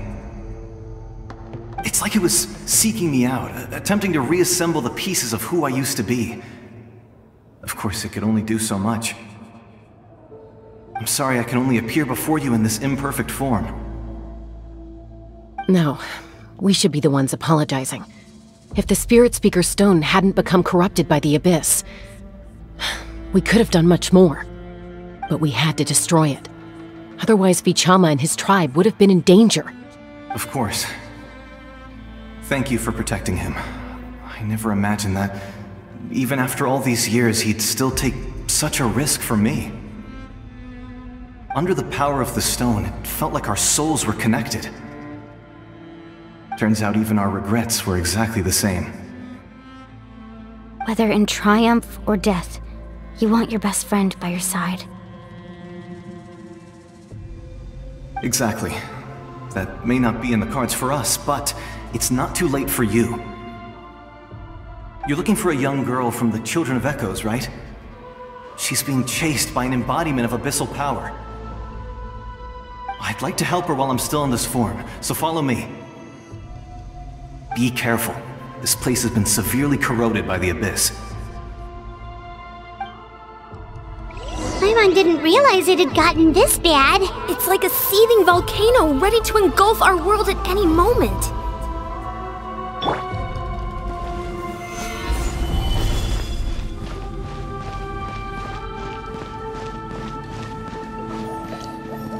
Ouch! Quick, get back here! You can't go wandering off. Stick close to me. My power will be able to ward off attacks for the time being.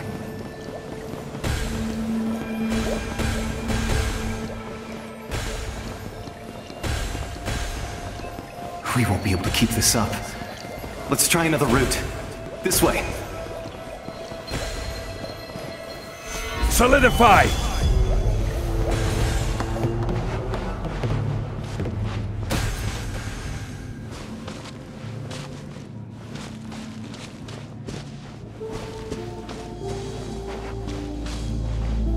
Not good. More monsters. We shouldn't waste our time on them.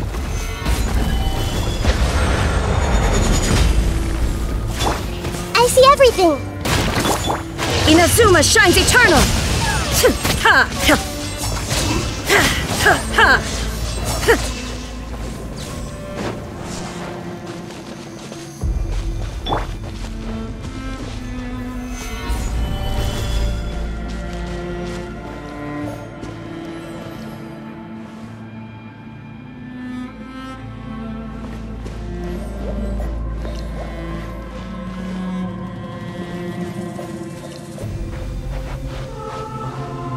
Oh, Paimon can't see anything! It's easy to get lost here. Just stick close.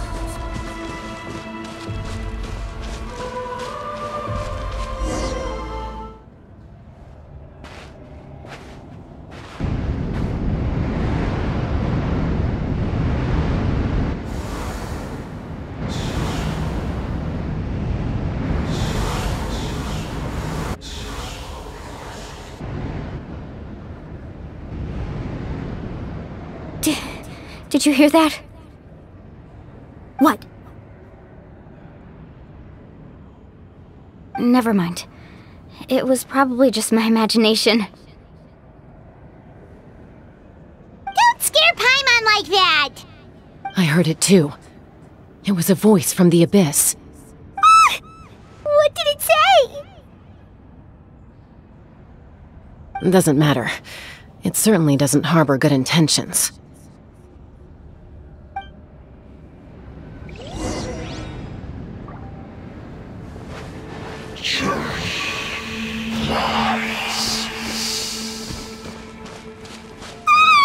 Paimon just heard it too!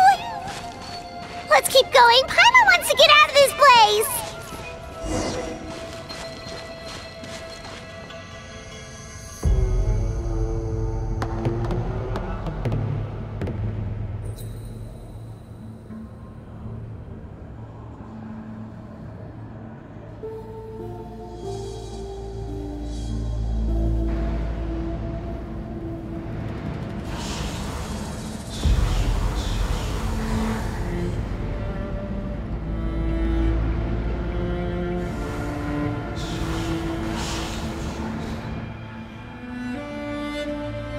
We're here, Kachina! Honey? You made it! Looks like our reunion will have to wait until we take care of these monsters. Good idea. Let's go!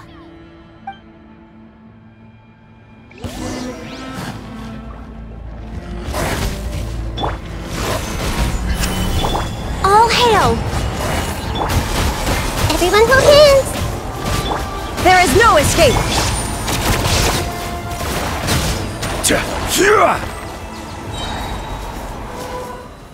You're here! You're finally here! Thank you so much! That monster can appear from anywhere! It almost caught me a bunch of times. The Wyab's power helped keep me hidden, so I just tried to stay out of sight until you got here. Atta girl. You did so well. And most importantly, you weren't hurt. Should we start heading back then? Actually, I have a request. Will you come visit the Wyab with me?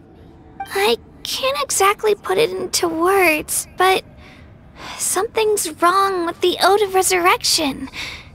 And I know it has something to do with the contamination from the Abyss. That was the Pyro Archon's theory as well. Everything we've seen here certainly seems to back it up. In the Night Kingdom, there are 6 main totem poles representing the Wyab of each tribe. You can think of them like the body of each Wyab. Additional totem poles, like the ones around here, serve as proxies to which the Wyab can extend their consciousness.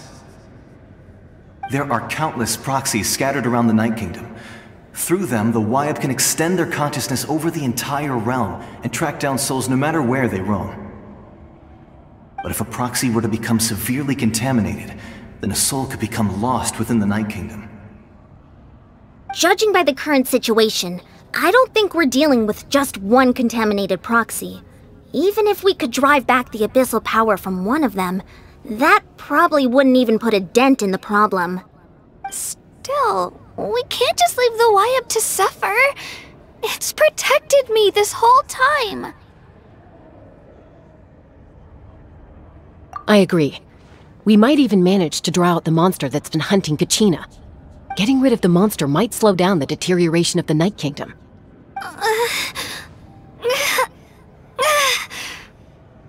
Kachina? What's wrong? Nothing. Just a headache. And that voice again, telling me to abandon the Wyab and leave this place. Maybe we really should leave. Kachina's already been here for too long. No, I'm fine.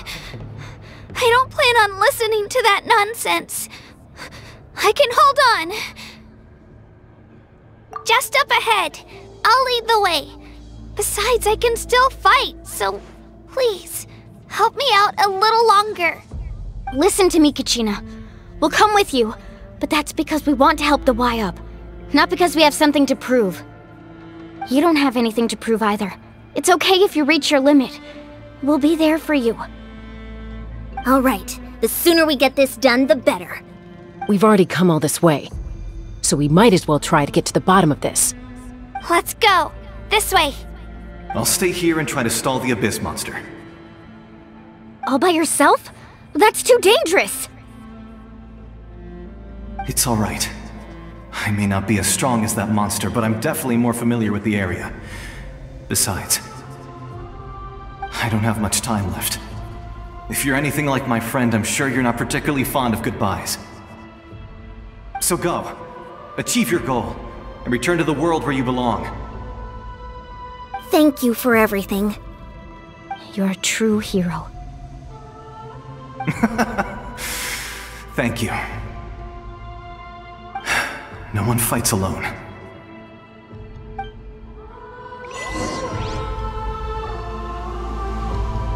Does your head still hurt? Let me help you walk. I'm fine. You should know I'm made of stronger stuff than that.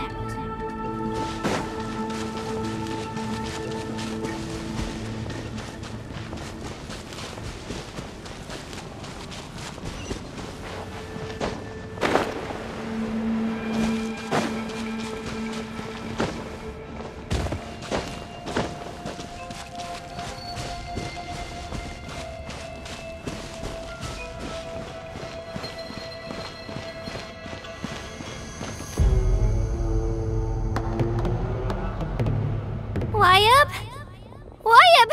I'm back! My friends and I are here to heal you. Wyab, can you hear me? Wyab?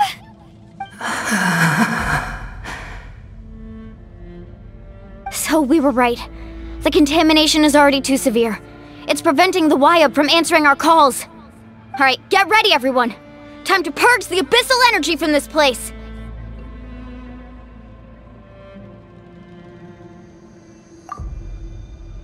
Careful. We've got company. Already?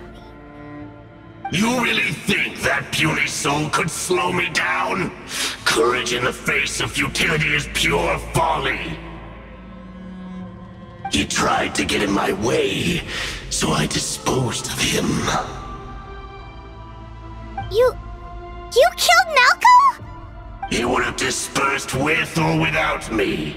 Rather than worrying about him, I would urge you to focus on yourself. You may have defeated others of my kind in the past, but underestimate me now, and it will be to your peril.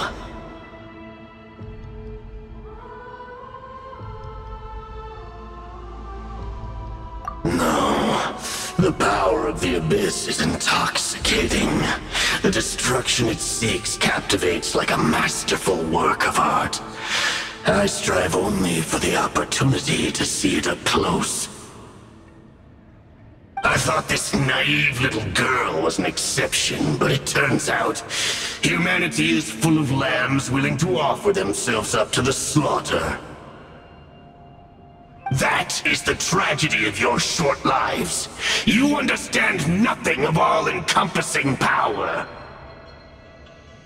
Ancient names, pride, friendship, all empty ideas invented to give you a false sense of self-worth. They possess no power at all. The Pyro Archon created those grandiose ideals out of pure selfishness. Anything to avoid sharing power. Anything to avoid handing over the primordial gift to ordinary people like you. Don't believe me? Then ask yourself, why is the Pyro Archon strong beyond measure, while you, Kachina, remain so pathetically weak?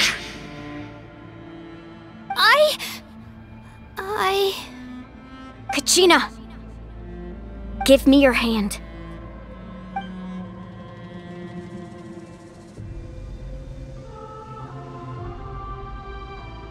Feel that? I'm right here next to you. Thanks, Moalani. You're right. I have nothing to fear. Because I'm not alone anymore. You're right. Maybe comforting ideals don't have any power. But you also couldn't be more wrong. You've never had to work for your own strength, so you will never understand the true source of our power. What? The courage we have to stand before you and not back down? It comes from our friendship. The power lies not in the ideal itself, but in our commitment to upholding that ideal, and in our decision to stand together and fight! Well said! Let's go, Kachina. It shouldn't take more than 2 of us to handle an enemy like this. Sorry in advance, but you deserve what's coming to you! There aren't many in Natlan who can beat us when we're together. It's time he got a taste of that kind of power.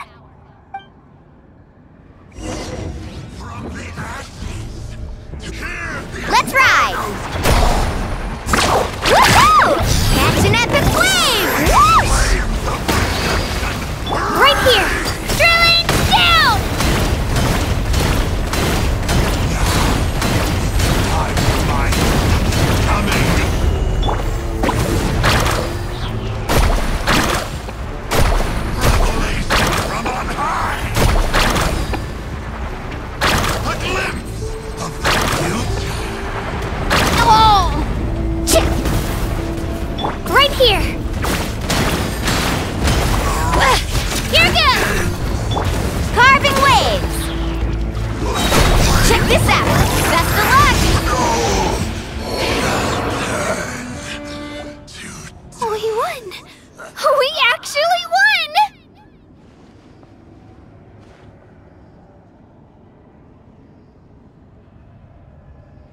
That's what he gets for underestimating you two. Fantastic work, Kachina! Absolutely fantastic! This makes me so unbelievably happy. I'm happy too, Mualani. Together we really are unstoppable.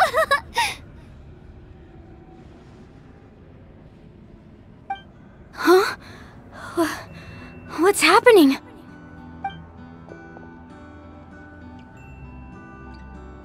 My ancient name is glowing? But I thought I didn't bring it with me! It's probably a projection from the real world, but that doesn't explain why it's glowing all of a sudden. Wait, does that mean you're...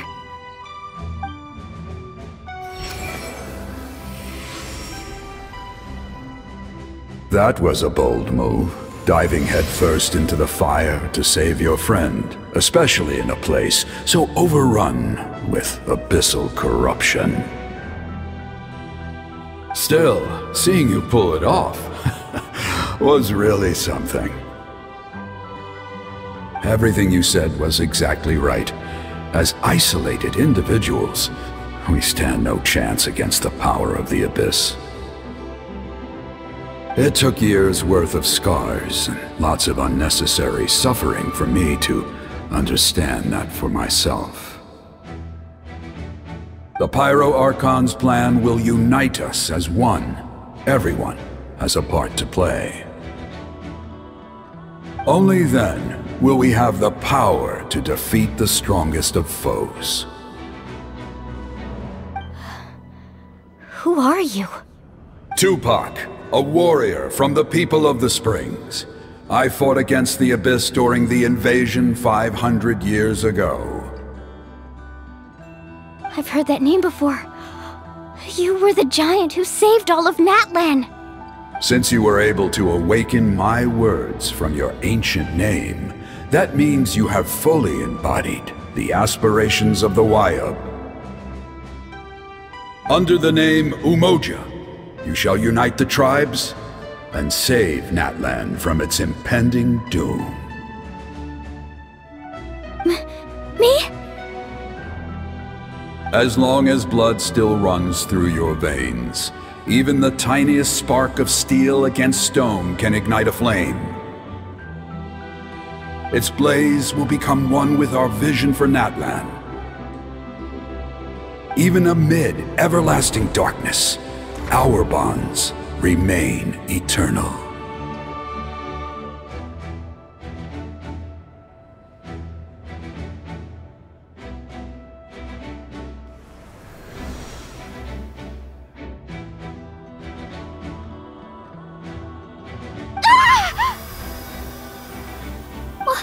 What's wrong, Mualani? So many memories. My brain was just flooded with everything he once knew. So that's what happened. What do you mean? Did you just figure something out? 500 years ago, they foresaw the very crisis we're facing now. Efforts to save Natlan started all the way back then. We can go over the details once we get back. We shouldn't linger here longer than we have to.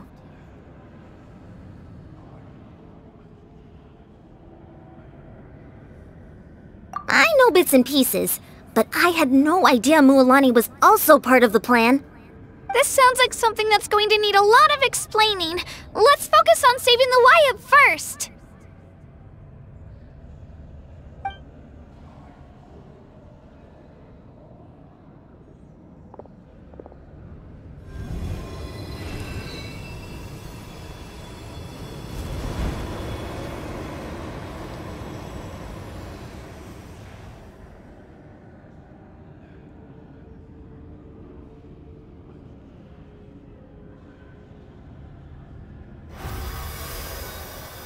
Okay, that should be enough.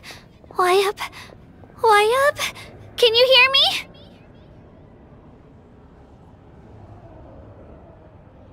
I hear your voice, Kachina, my dear child. Great.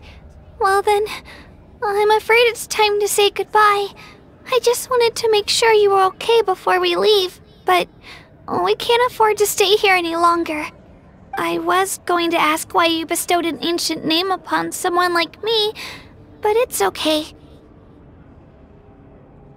I'll keep searching within myself for the answer. I'll never stop trying to improve my strength. One day, I'll live up to the hero you saw in me. You are already an outstanding child in my eyes, Kachina. No matter what happens. Huh? You are all my most beloved children. It has always been my honor to protect and nurture you. Your ancient name is just that. A name. Much like your parents chose to name you Kachina, I also gave you a name, but it need not define you. Focus on who you want to be. You are already worthy of your name. Now, you need only devote yourself to becoming a better you.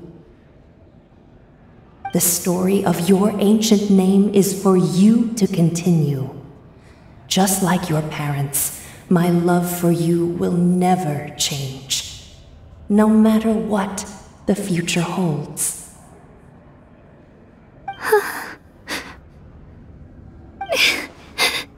Thank you, Wyatt. It gladdens me to see the Pyro Archon's plan move another step towards completion, but it is time for you to leave this place. The situation here is getting worse. Go now, my children. Save Natlan on behalf of all you hold dear. I know we've never met before, Wyatt, but I just wanted to say thank you for encouraging Kachina. It was exactly what she needed to hear. Whoa! What's going on? An earthquake? We're out of time. It's the power of the Abyss. Quick, we need to run!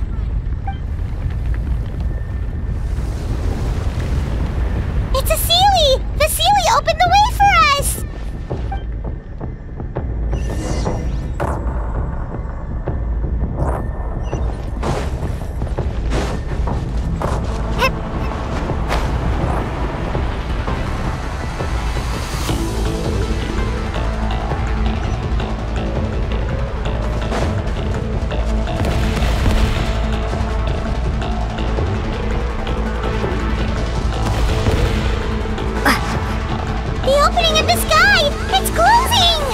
To hurry, or we'll be stuck here!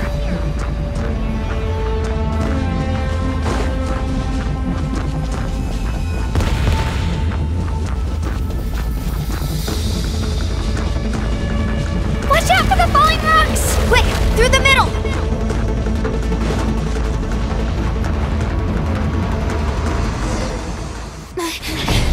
Come on, faster! We'll never make it!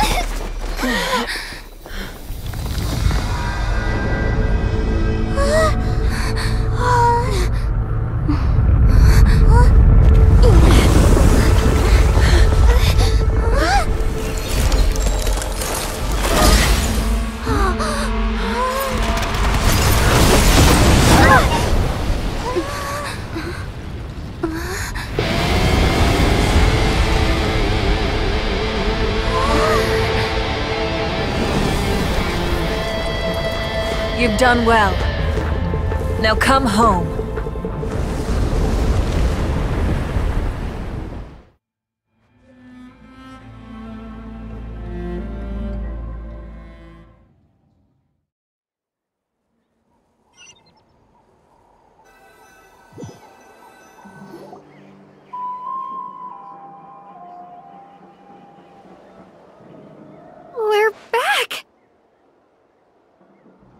Pyro Archon saved us. But she's not here. Yeah, didn't she say she used it all up? She's still in the speaker's chamber. What we saw in the Night Kingdom was just her consciousness. So you're saying her consciousness did all that? Every great display of power comes at a price.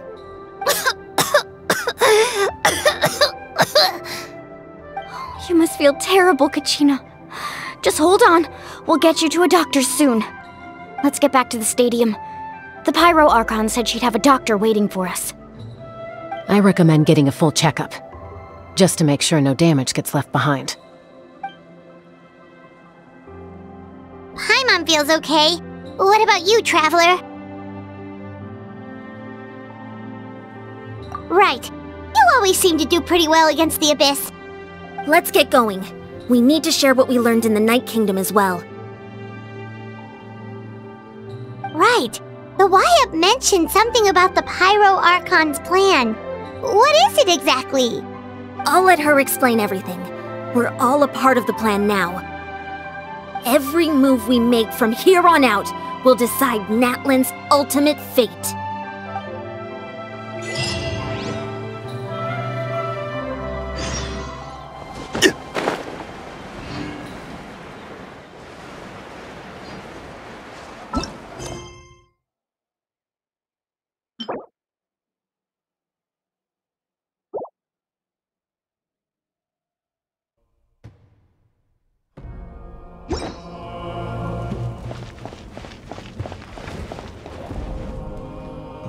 Huh. There's a lot less stuff here than before. It's good to see you all here in one piece. I know you must have a lot of questions, but let Koichi check you over first. It's best not to let any lingering effects of the Abyss go untreated. Thank goodness you made it back. I came here as soon as the Pyro Archon told me about your plan. Take a seat, everybody. I'll examine you one by one.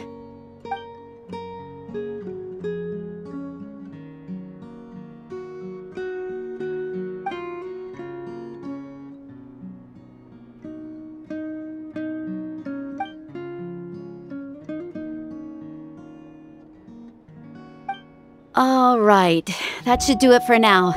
But just to be safe, I'll perform another checkup in a couple of days. I have to say, though, I've never seen anyone react to the Abyss like you, Traveler. It's like you're completely immune to its power. She's always been special like that. She can even purify its power. Wait, now that you mention it, Paimon doesn't think she's affected either.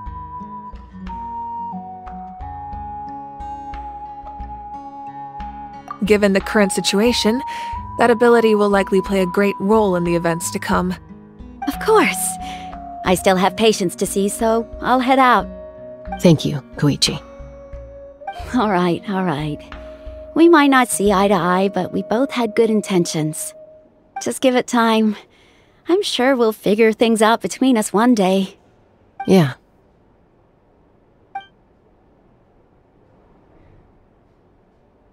All right. There's so much to discuss, I don't even know where to begin. You've seen it for yourselves now. The devastation in the Night Kingdom. I'll get straight to the point. Natlan is on the verge of destruction. It's very possible our nation has less than a year before total devastation. Huh? No. That can't be true, can it?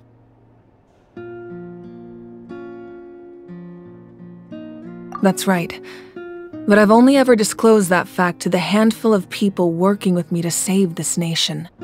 Our looming destruction is not a recent development, but the inevitable conclusion of the disaster the Abyss initiated 500 years ago. Mualani told us a little bit about that. 500 years ago, all the nations of Teyvat were invaded by the Abyss. Unlike the other nations, Natlan never had stable and deep-rooted ley lines, so we suffered the worst of the invasion.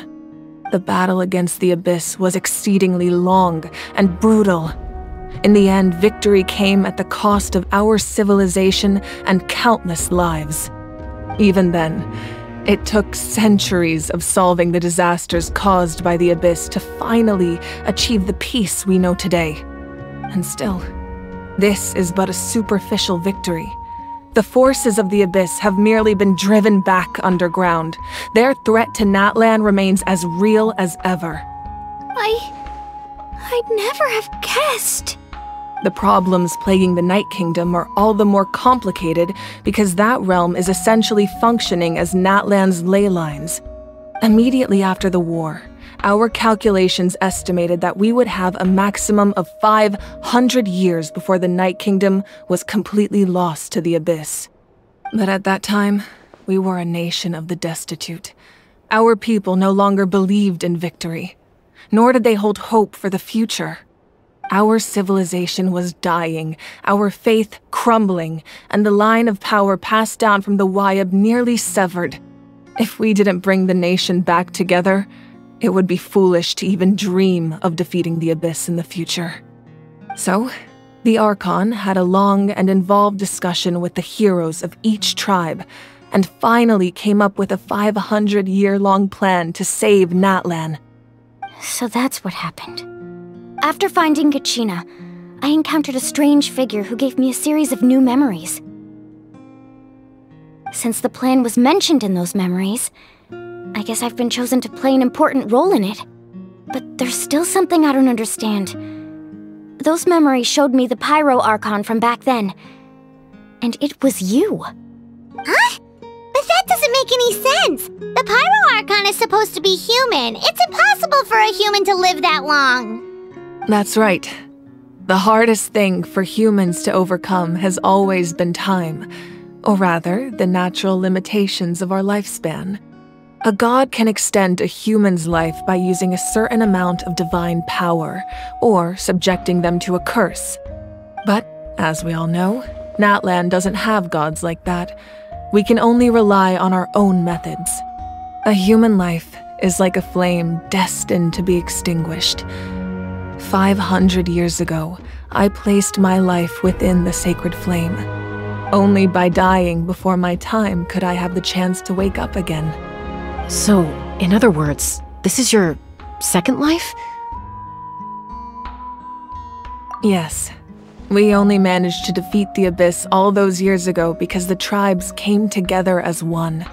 If the Natlan of the future was to have a fighting chance, the Pyro Archons that came after the war had to rebuild the decimated tribes. The goal was to reunite the people and restore the strength of each tribe's Wyab. Once a tribe was back to its full strength, the tribe's Wyab would select a hero, indicating the tribe was once again ready for war. The Chosen would then stand by my side in defense of our nation, just like great heroes of old 500 years ago. So that means I'm one of the Chosen? That's right. You bear the ancient name Umoja, the same one held by the hero from your tribe 500 years ago. It means unity. After your adventure in the Night Kingdom, I trust you've come to fully understand the meaning of that name.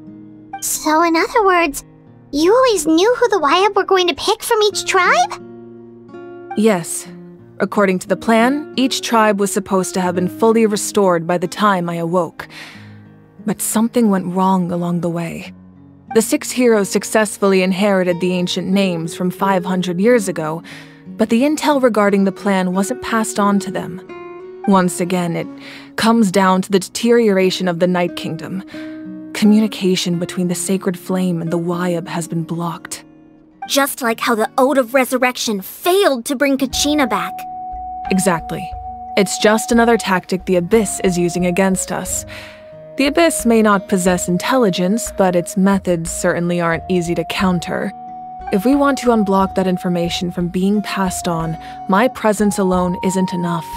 The ancient name-bearer must establish a greater connection to their name.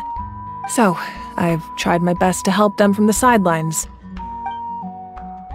Currently, Shilonin of the Children of Echoes, Kinich of the Scions of the Canopy, and Iansan of the Collective of Plenty have all been acknowledged by their names. During your adventure, you too earned the acknowledgement of your Wayab Mualani. In the process, you gained the memories stored within your name.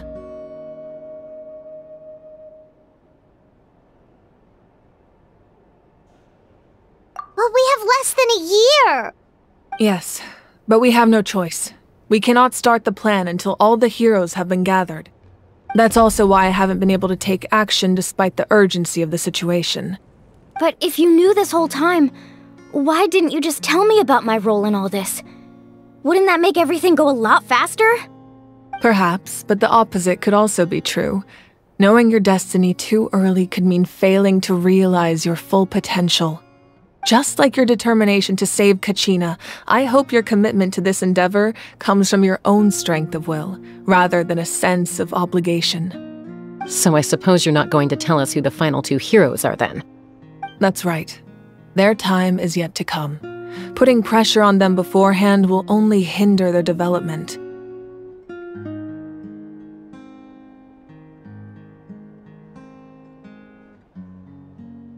I can only trust in the judgment of the Wayab.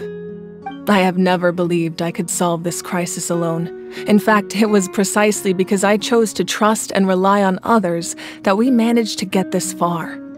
Natlan's salvation lies not in its Archon or any singular individual, but in us all.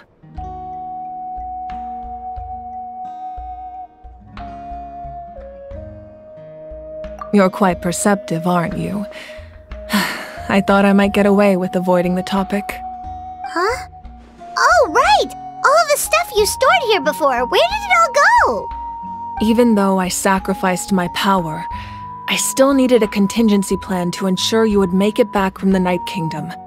After all, I was the one who allowed you to take that risk, and Mualani has an important role to play in my plan. In addition to their sentimental value, the items I stored here held a much more important purpose: fuel. Fuel? So back then, that's why you... Yes. The stories embodied by those items are certainly important, but there's an even more significant trait they all share. Every item belonged to a hero of Natlan. Over time, they became imbued with a certain amount of contending fire from being carried in battle. On their own, each item's power is limited, but together their combined effect can prove quite useful in a dire situation. By burning those items, I was able to activate the contending fire stored within them to open the boundary between the two worlds. It was a rather crude approach, so all their power was depleted in an instant, as you can see. But weren't they all precious treasures? What about their stories? That's exactly why I dragged you all here. No matter what, I never wanted the Pyro Archon to have to use that power. Oh, I'm so sorry.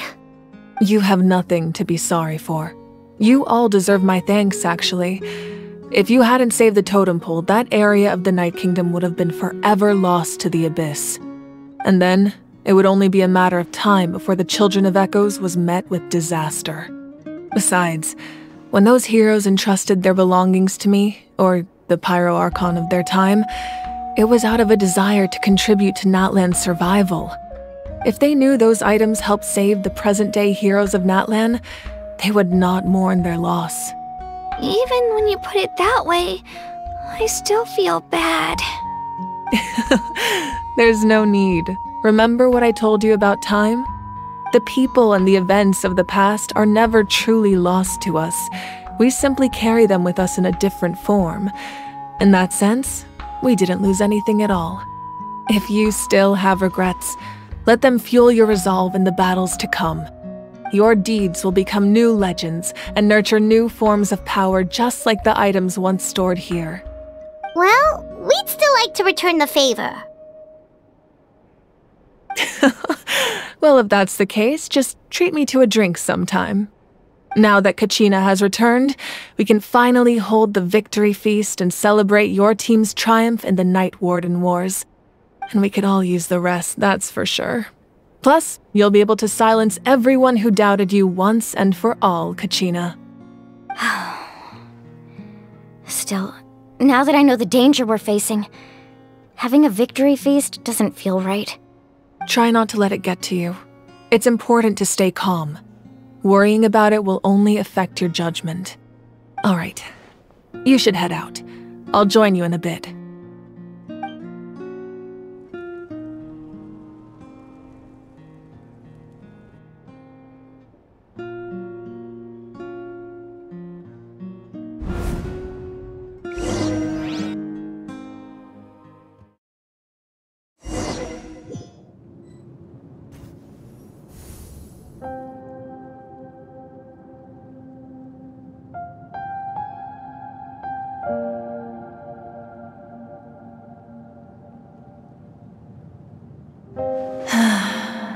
When I was young, I used to sit by the hot springs and listen to the stories of warriors from all over Natlan. They attract people from all walks of life. Friends come easy here, no matter what tribe you're from. The people of the springs have never claimed the hot springs as their own private property. They are there to bring all hot spring buddies together. It's been really nice, seeing the children of my tribe get older. It's helped me gradually understand the true value of the springs. I've witnessed their energy, their determination, their absolute passion for life. Even when they cause trouble, I never managed to hold on to my anger for long. It's unbelievable how quickly they worm their way back into my good graces. I'm certain Mualani will become a great warrior when she grows up. She possesses infinite potential. I can see it. One day, when I'm no longer in fighting form, I'll come here and tell stories to all the children, just like those warriors did for me. So, you better get busy, Pyro Archon, or I'll end up running out of stories.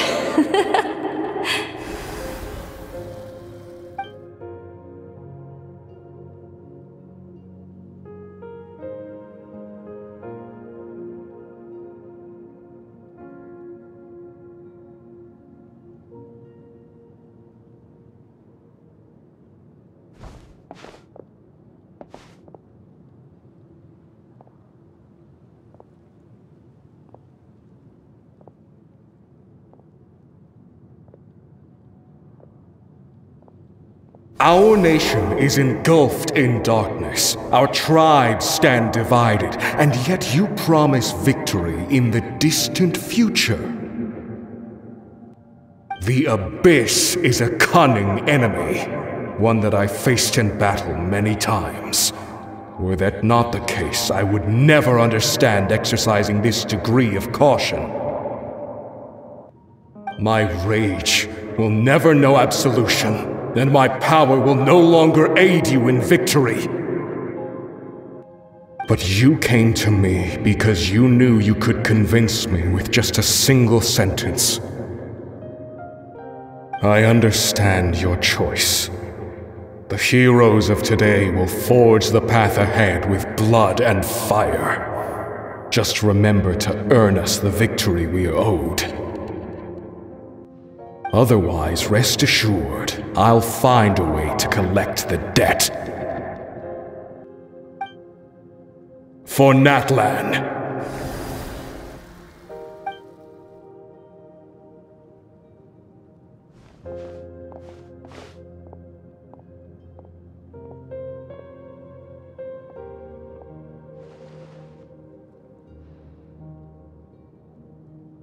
So, you're gonna head 500 years in the future to serve as the Pyro Archon again?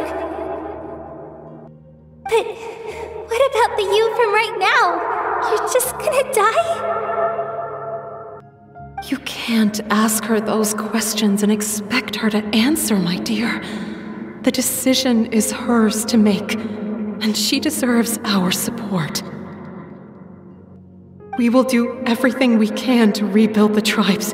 Don't you worry.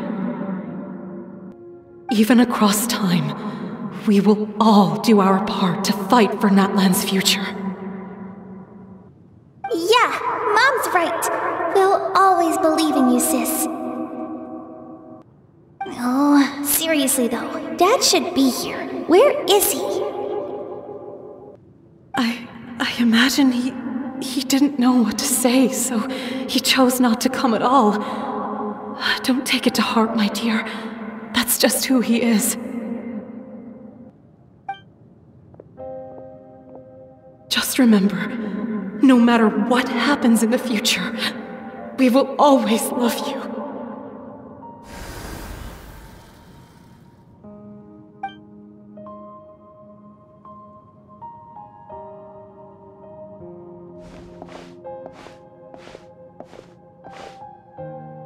I'll come find you one day. I know I can't live that long, but I'll think of something.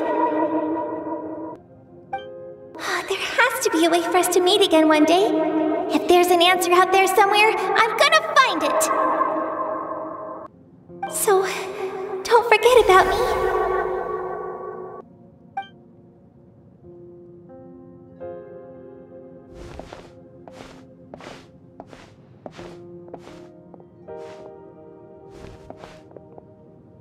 If that's your decision, then you have my full support, Archon. May our children live to see such a lovely son. For Natlan! No one fights alone.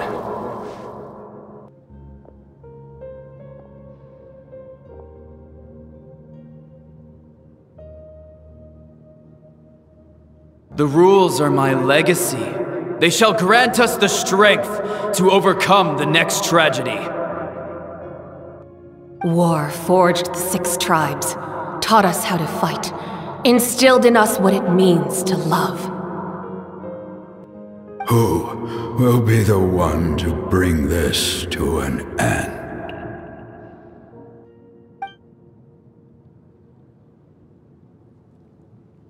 We are the inheritors of memory and legend. Those who grew alongside sun and wind. Those who forged our own destiny and future.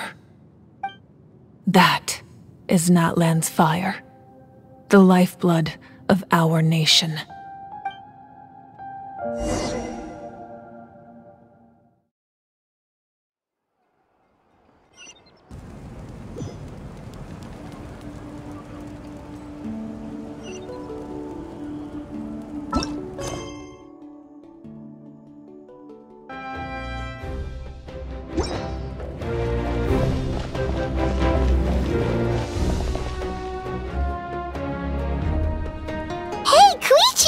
You here for the victory feast too?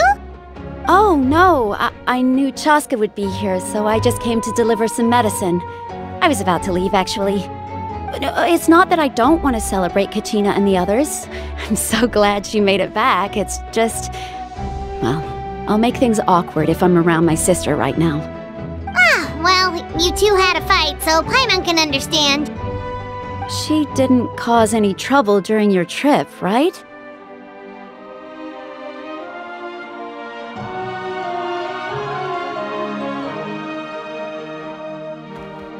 Yeah, she was super helpful. She gave us a lot of useful information about the Abyss. That's good. That's all I needed to know. Is there a reason you asked? You were pretty outspoken when we first met, but now it's like you're holding something back.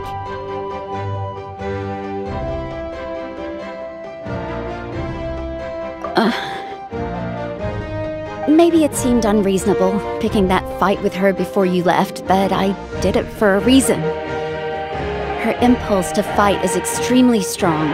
Her mental strength helps her rein it in, but she still loses control sometimes. I had no idea what you might face in the Night Kingdom, so I didn't want to take any chances. So what you're saying is... Okay, so maybe it sounds a little stupid, but it works pretty well. It helps her keep her cool for a little while, at least. Anyway, I'm just glad you were able to make it back safe and sound. That's all I wanted. But do you really have to go that far? Can't you just talk it out? No way. Chaska never opens up about her own pain, especially to her family. She can't learn about this, or it'll be even harder to help her.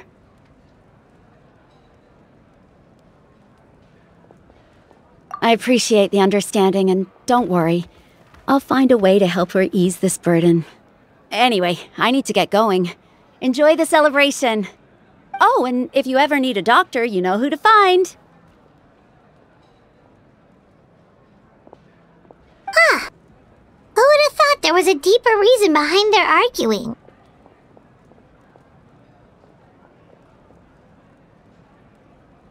In the end, it's all the Abyss's fault. Paimon's had enough of them.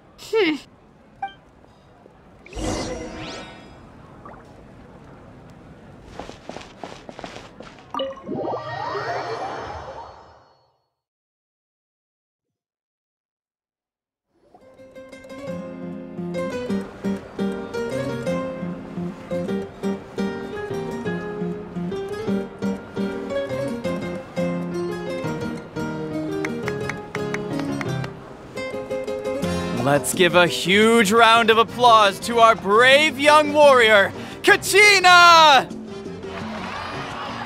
Woohoo! Well done, Kachina! Thank you, everyone! I'm so glad I finally made it! I always knew you could do it! With so much potential at your age, you have a great future ahead of you. You're one to talk. Don't think I didn't know you were the first person to abandon your team. I'll be dealing with you when we get back. I had no choice! My friend invited me, I couldn't just say no! Oh, really? So you weren't just trying to get ahead in the first round? I wasn't, I swear! I just happened to find that bearer injured in the wild, so I stopped to bandage his wounds.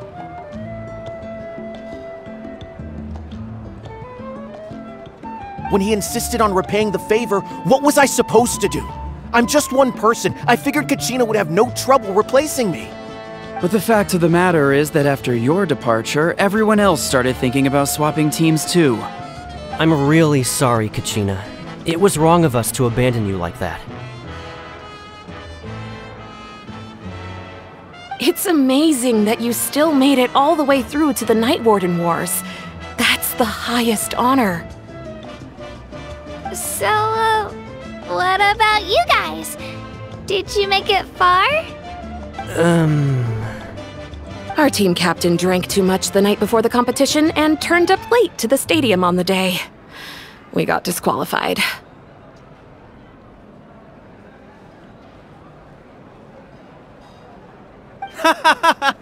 Serves you all right. No sympathy for me.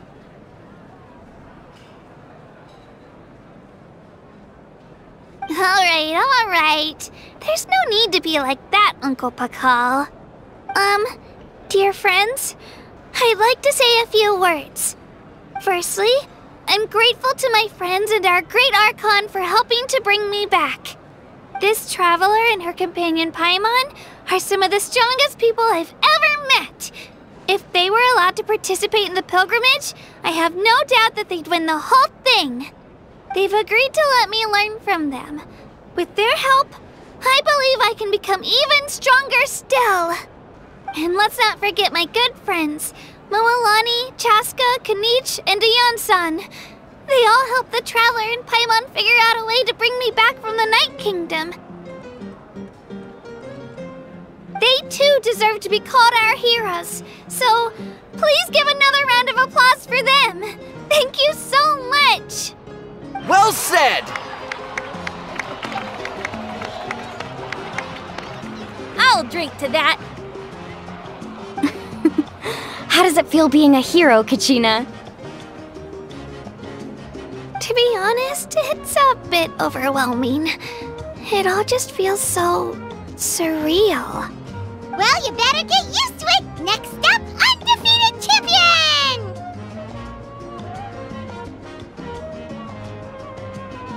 Hey, please don't make fun of me.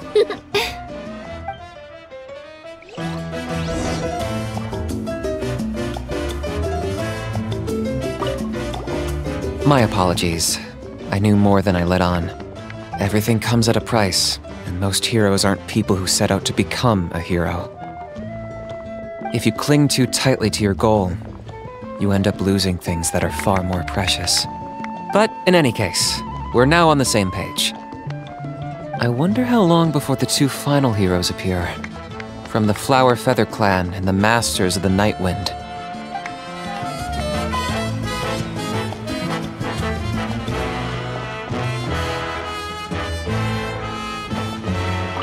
It cost us a lot, but we got Kachina back safely, and that's what matters. There'll be even tougher challenges coming our way in the days ahead, though. We'll have to train harder, make sure we're in peak condition. That includes you, Paimon. I can do a special one-off session to show you the ropes. Interested?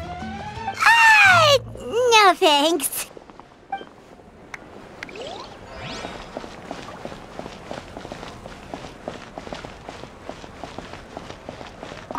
It's rare to meet travelers as strong and brave as yourselves. I raise my glass to you. Anyway, my sister's already gone back to our tribe. She has patients to treat. Oh, we actually ran into her on the way here and, well, Paimon just thinks she really cares about you.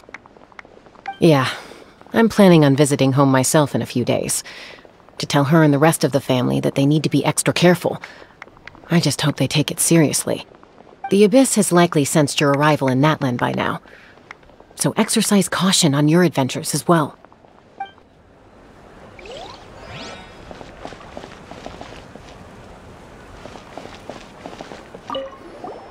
I've been through so much all at once. Everything still kind of feels like a dream. Are you still feeling unwell? Nope, all better now. I told you I bounced back pretty quick, so don't worry about me. I bet you guys must be tired, though. Make sure you get some good rest tonight. You gotta recharge so you'll be in the mood to have fun.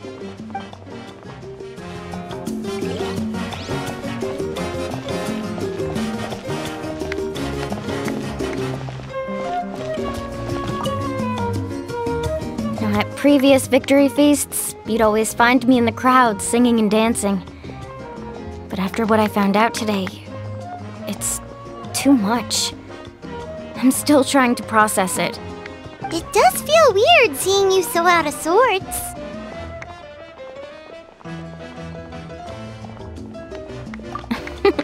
Is this another pearl of wisdom based on your adventuring experience?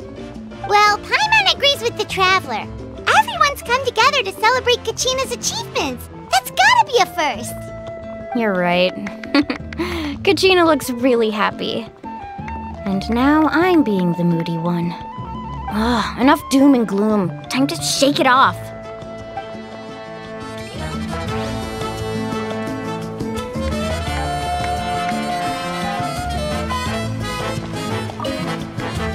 Alright, Kachina.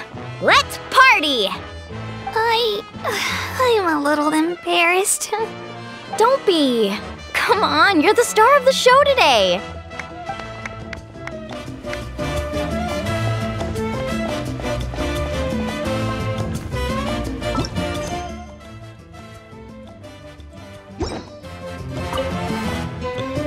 Ah, you're here. Have some fruit juice. I got it specially for you two.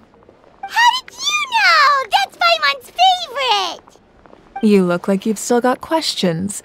Ask away. Because they had their own lives to live.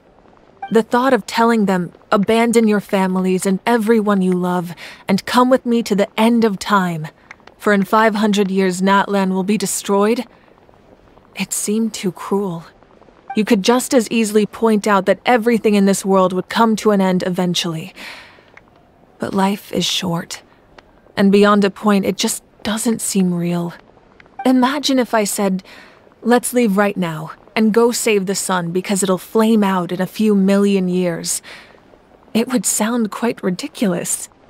I couldn't make them shoulder that burden with me.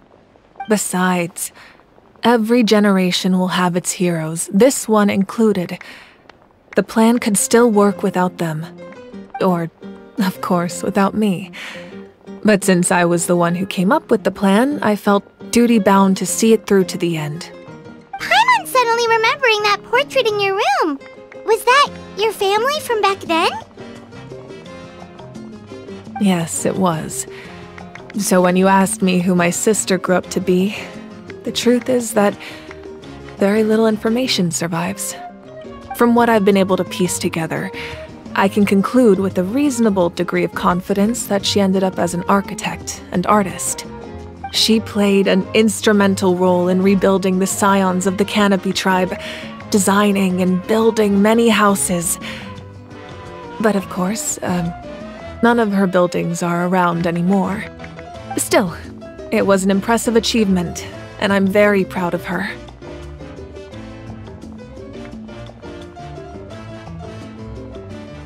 You feel loss keenly. It seems to stir up feelings of regret in you. But this is something I have long since come to terms with. This is a war, and there can be no war without loss. I am already far more fortunate than those who lost their lives to the Abyss.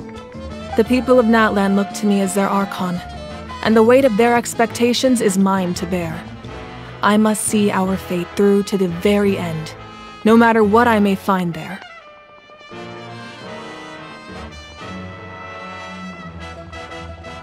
Yeah, doesn't that mean the way everything ends has already been written, including your plan? I suppose, but so what? Don't forget, time takes many forms. The past, present, and future coexist, and all are equally important. Even if the future ends in destruction, there's still no reason to give up on the here and now. And it's precisely because we humans cannot know our fate that we will never give up on our struggle. This is a pivotal moment. We are still 2 heroes short. Well, 3 to be precise. There's one further hero who I'm hoping to get on my side, whatever it takes.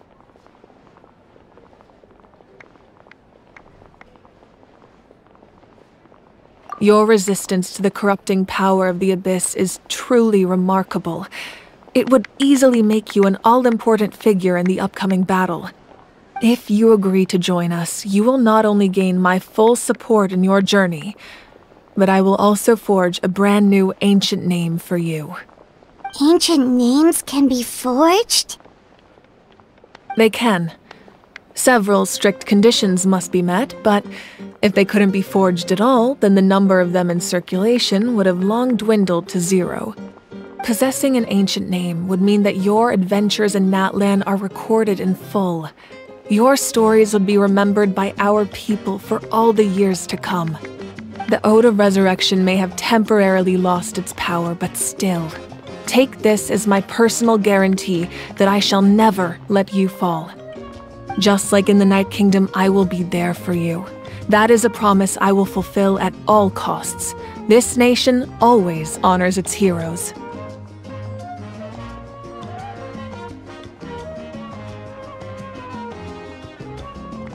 Yeah, we can't just ignore the situation here. Wonderful. Then I'll reach out to Shilonen right away. She's the one who will forge the name. We've never forged an ancient name for an Outlander before, but I trust she'll find a way.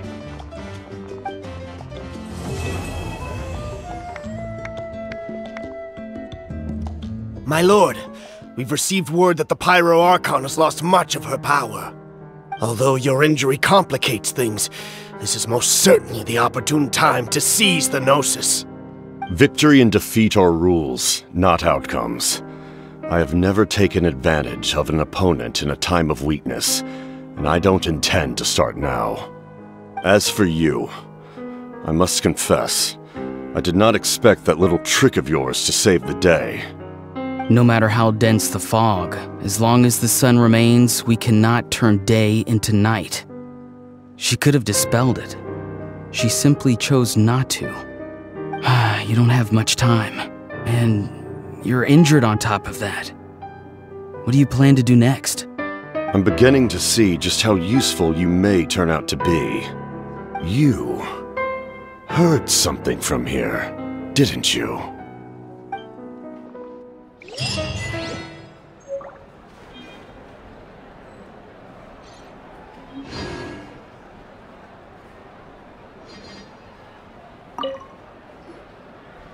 Oh, something else you'd like to ask?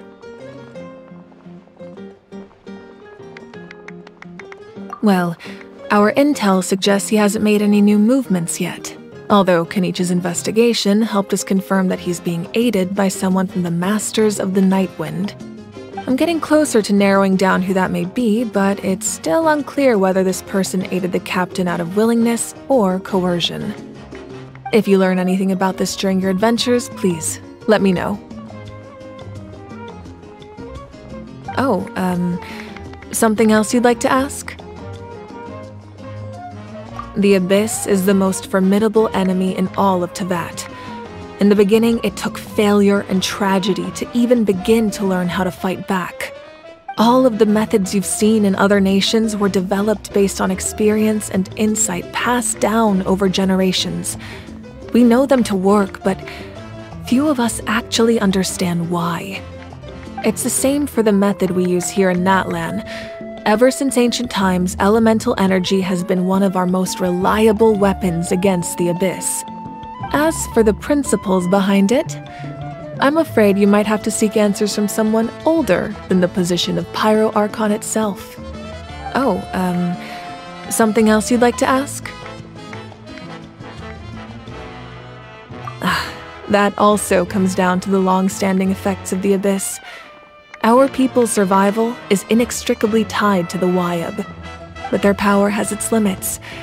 They cannot offer our people the same degree of protection outside our borders.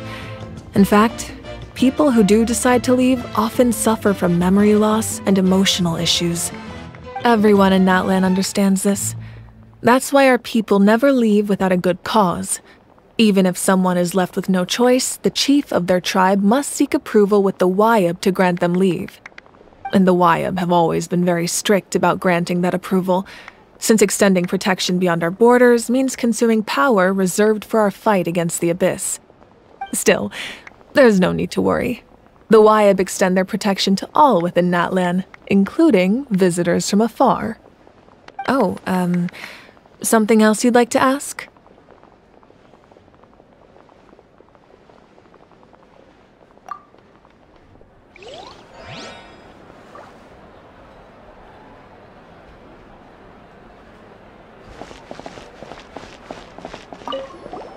My apologies.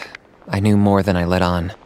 Everything comes at a price, and most heroes aren't people who set out to become a hero. If you cling too tightly to your goal, you end up losing things that are far more precious. But in any case, we're now on the same page. I wonder how long before the two final heroes appear. From the Flower Feather clan and the Masters of the Nightwind.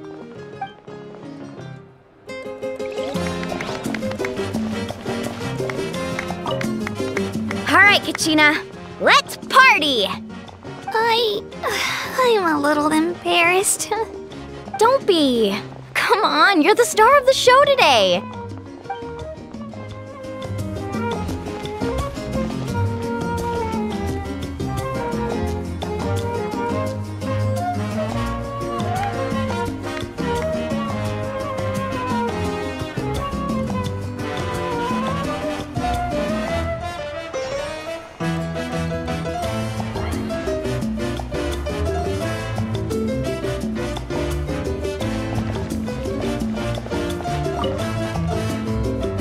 Oh, something else you'd like to ask?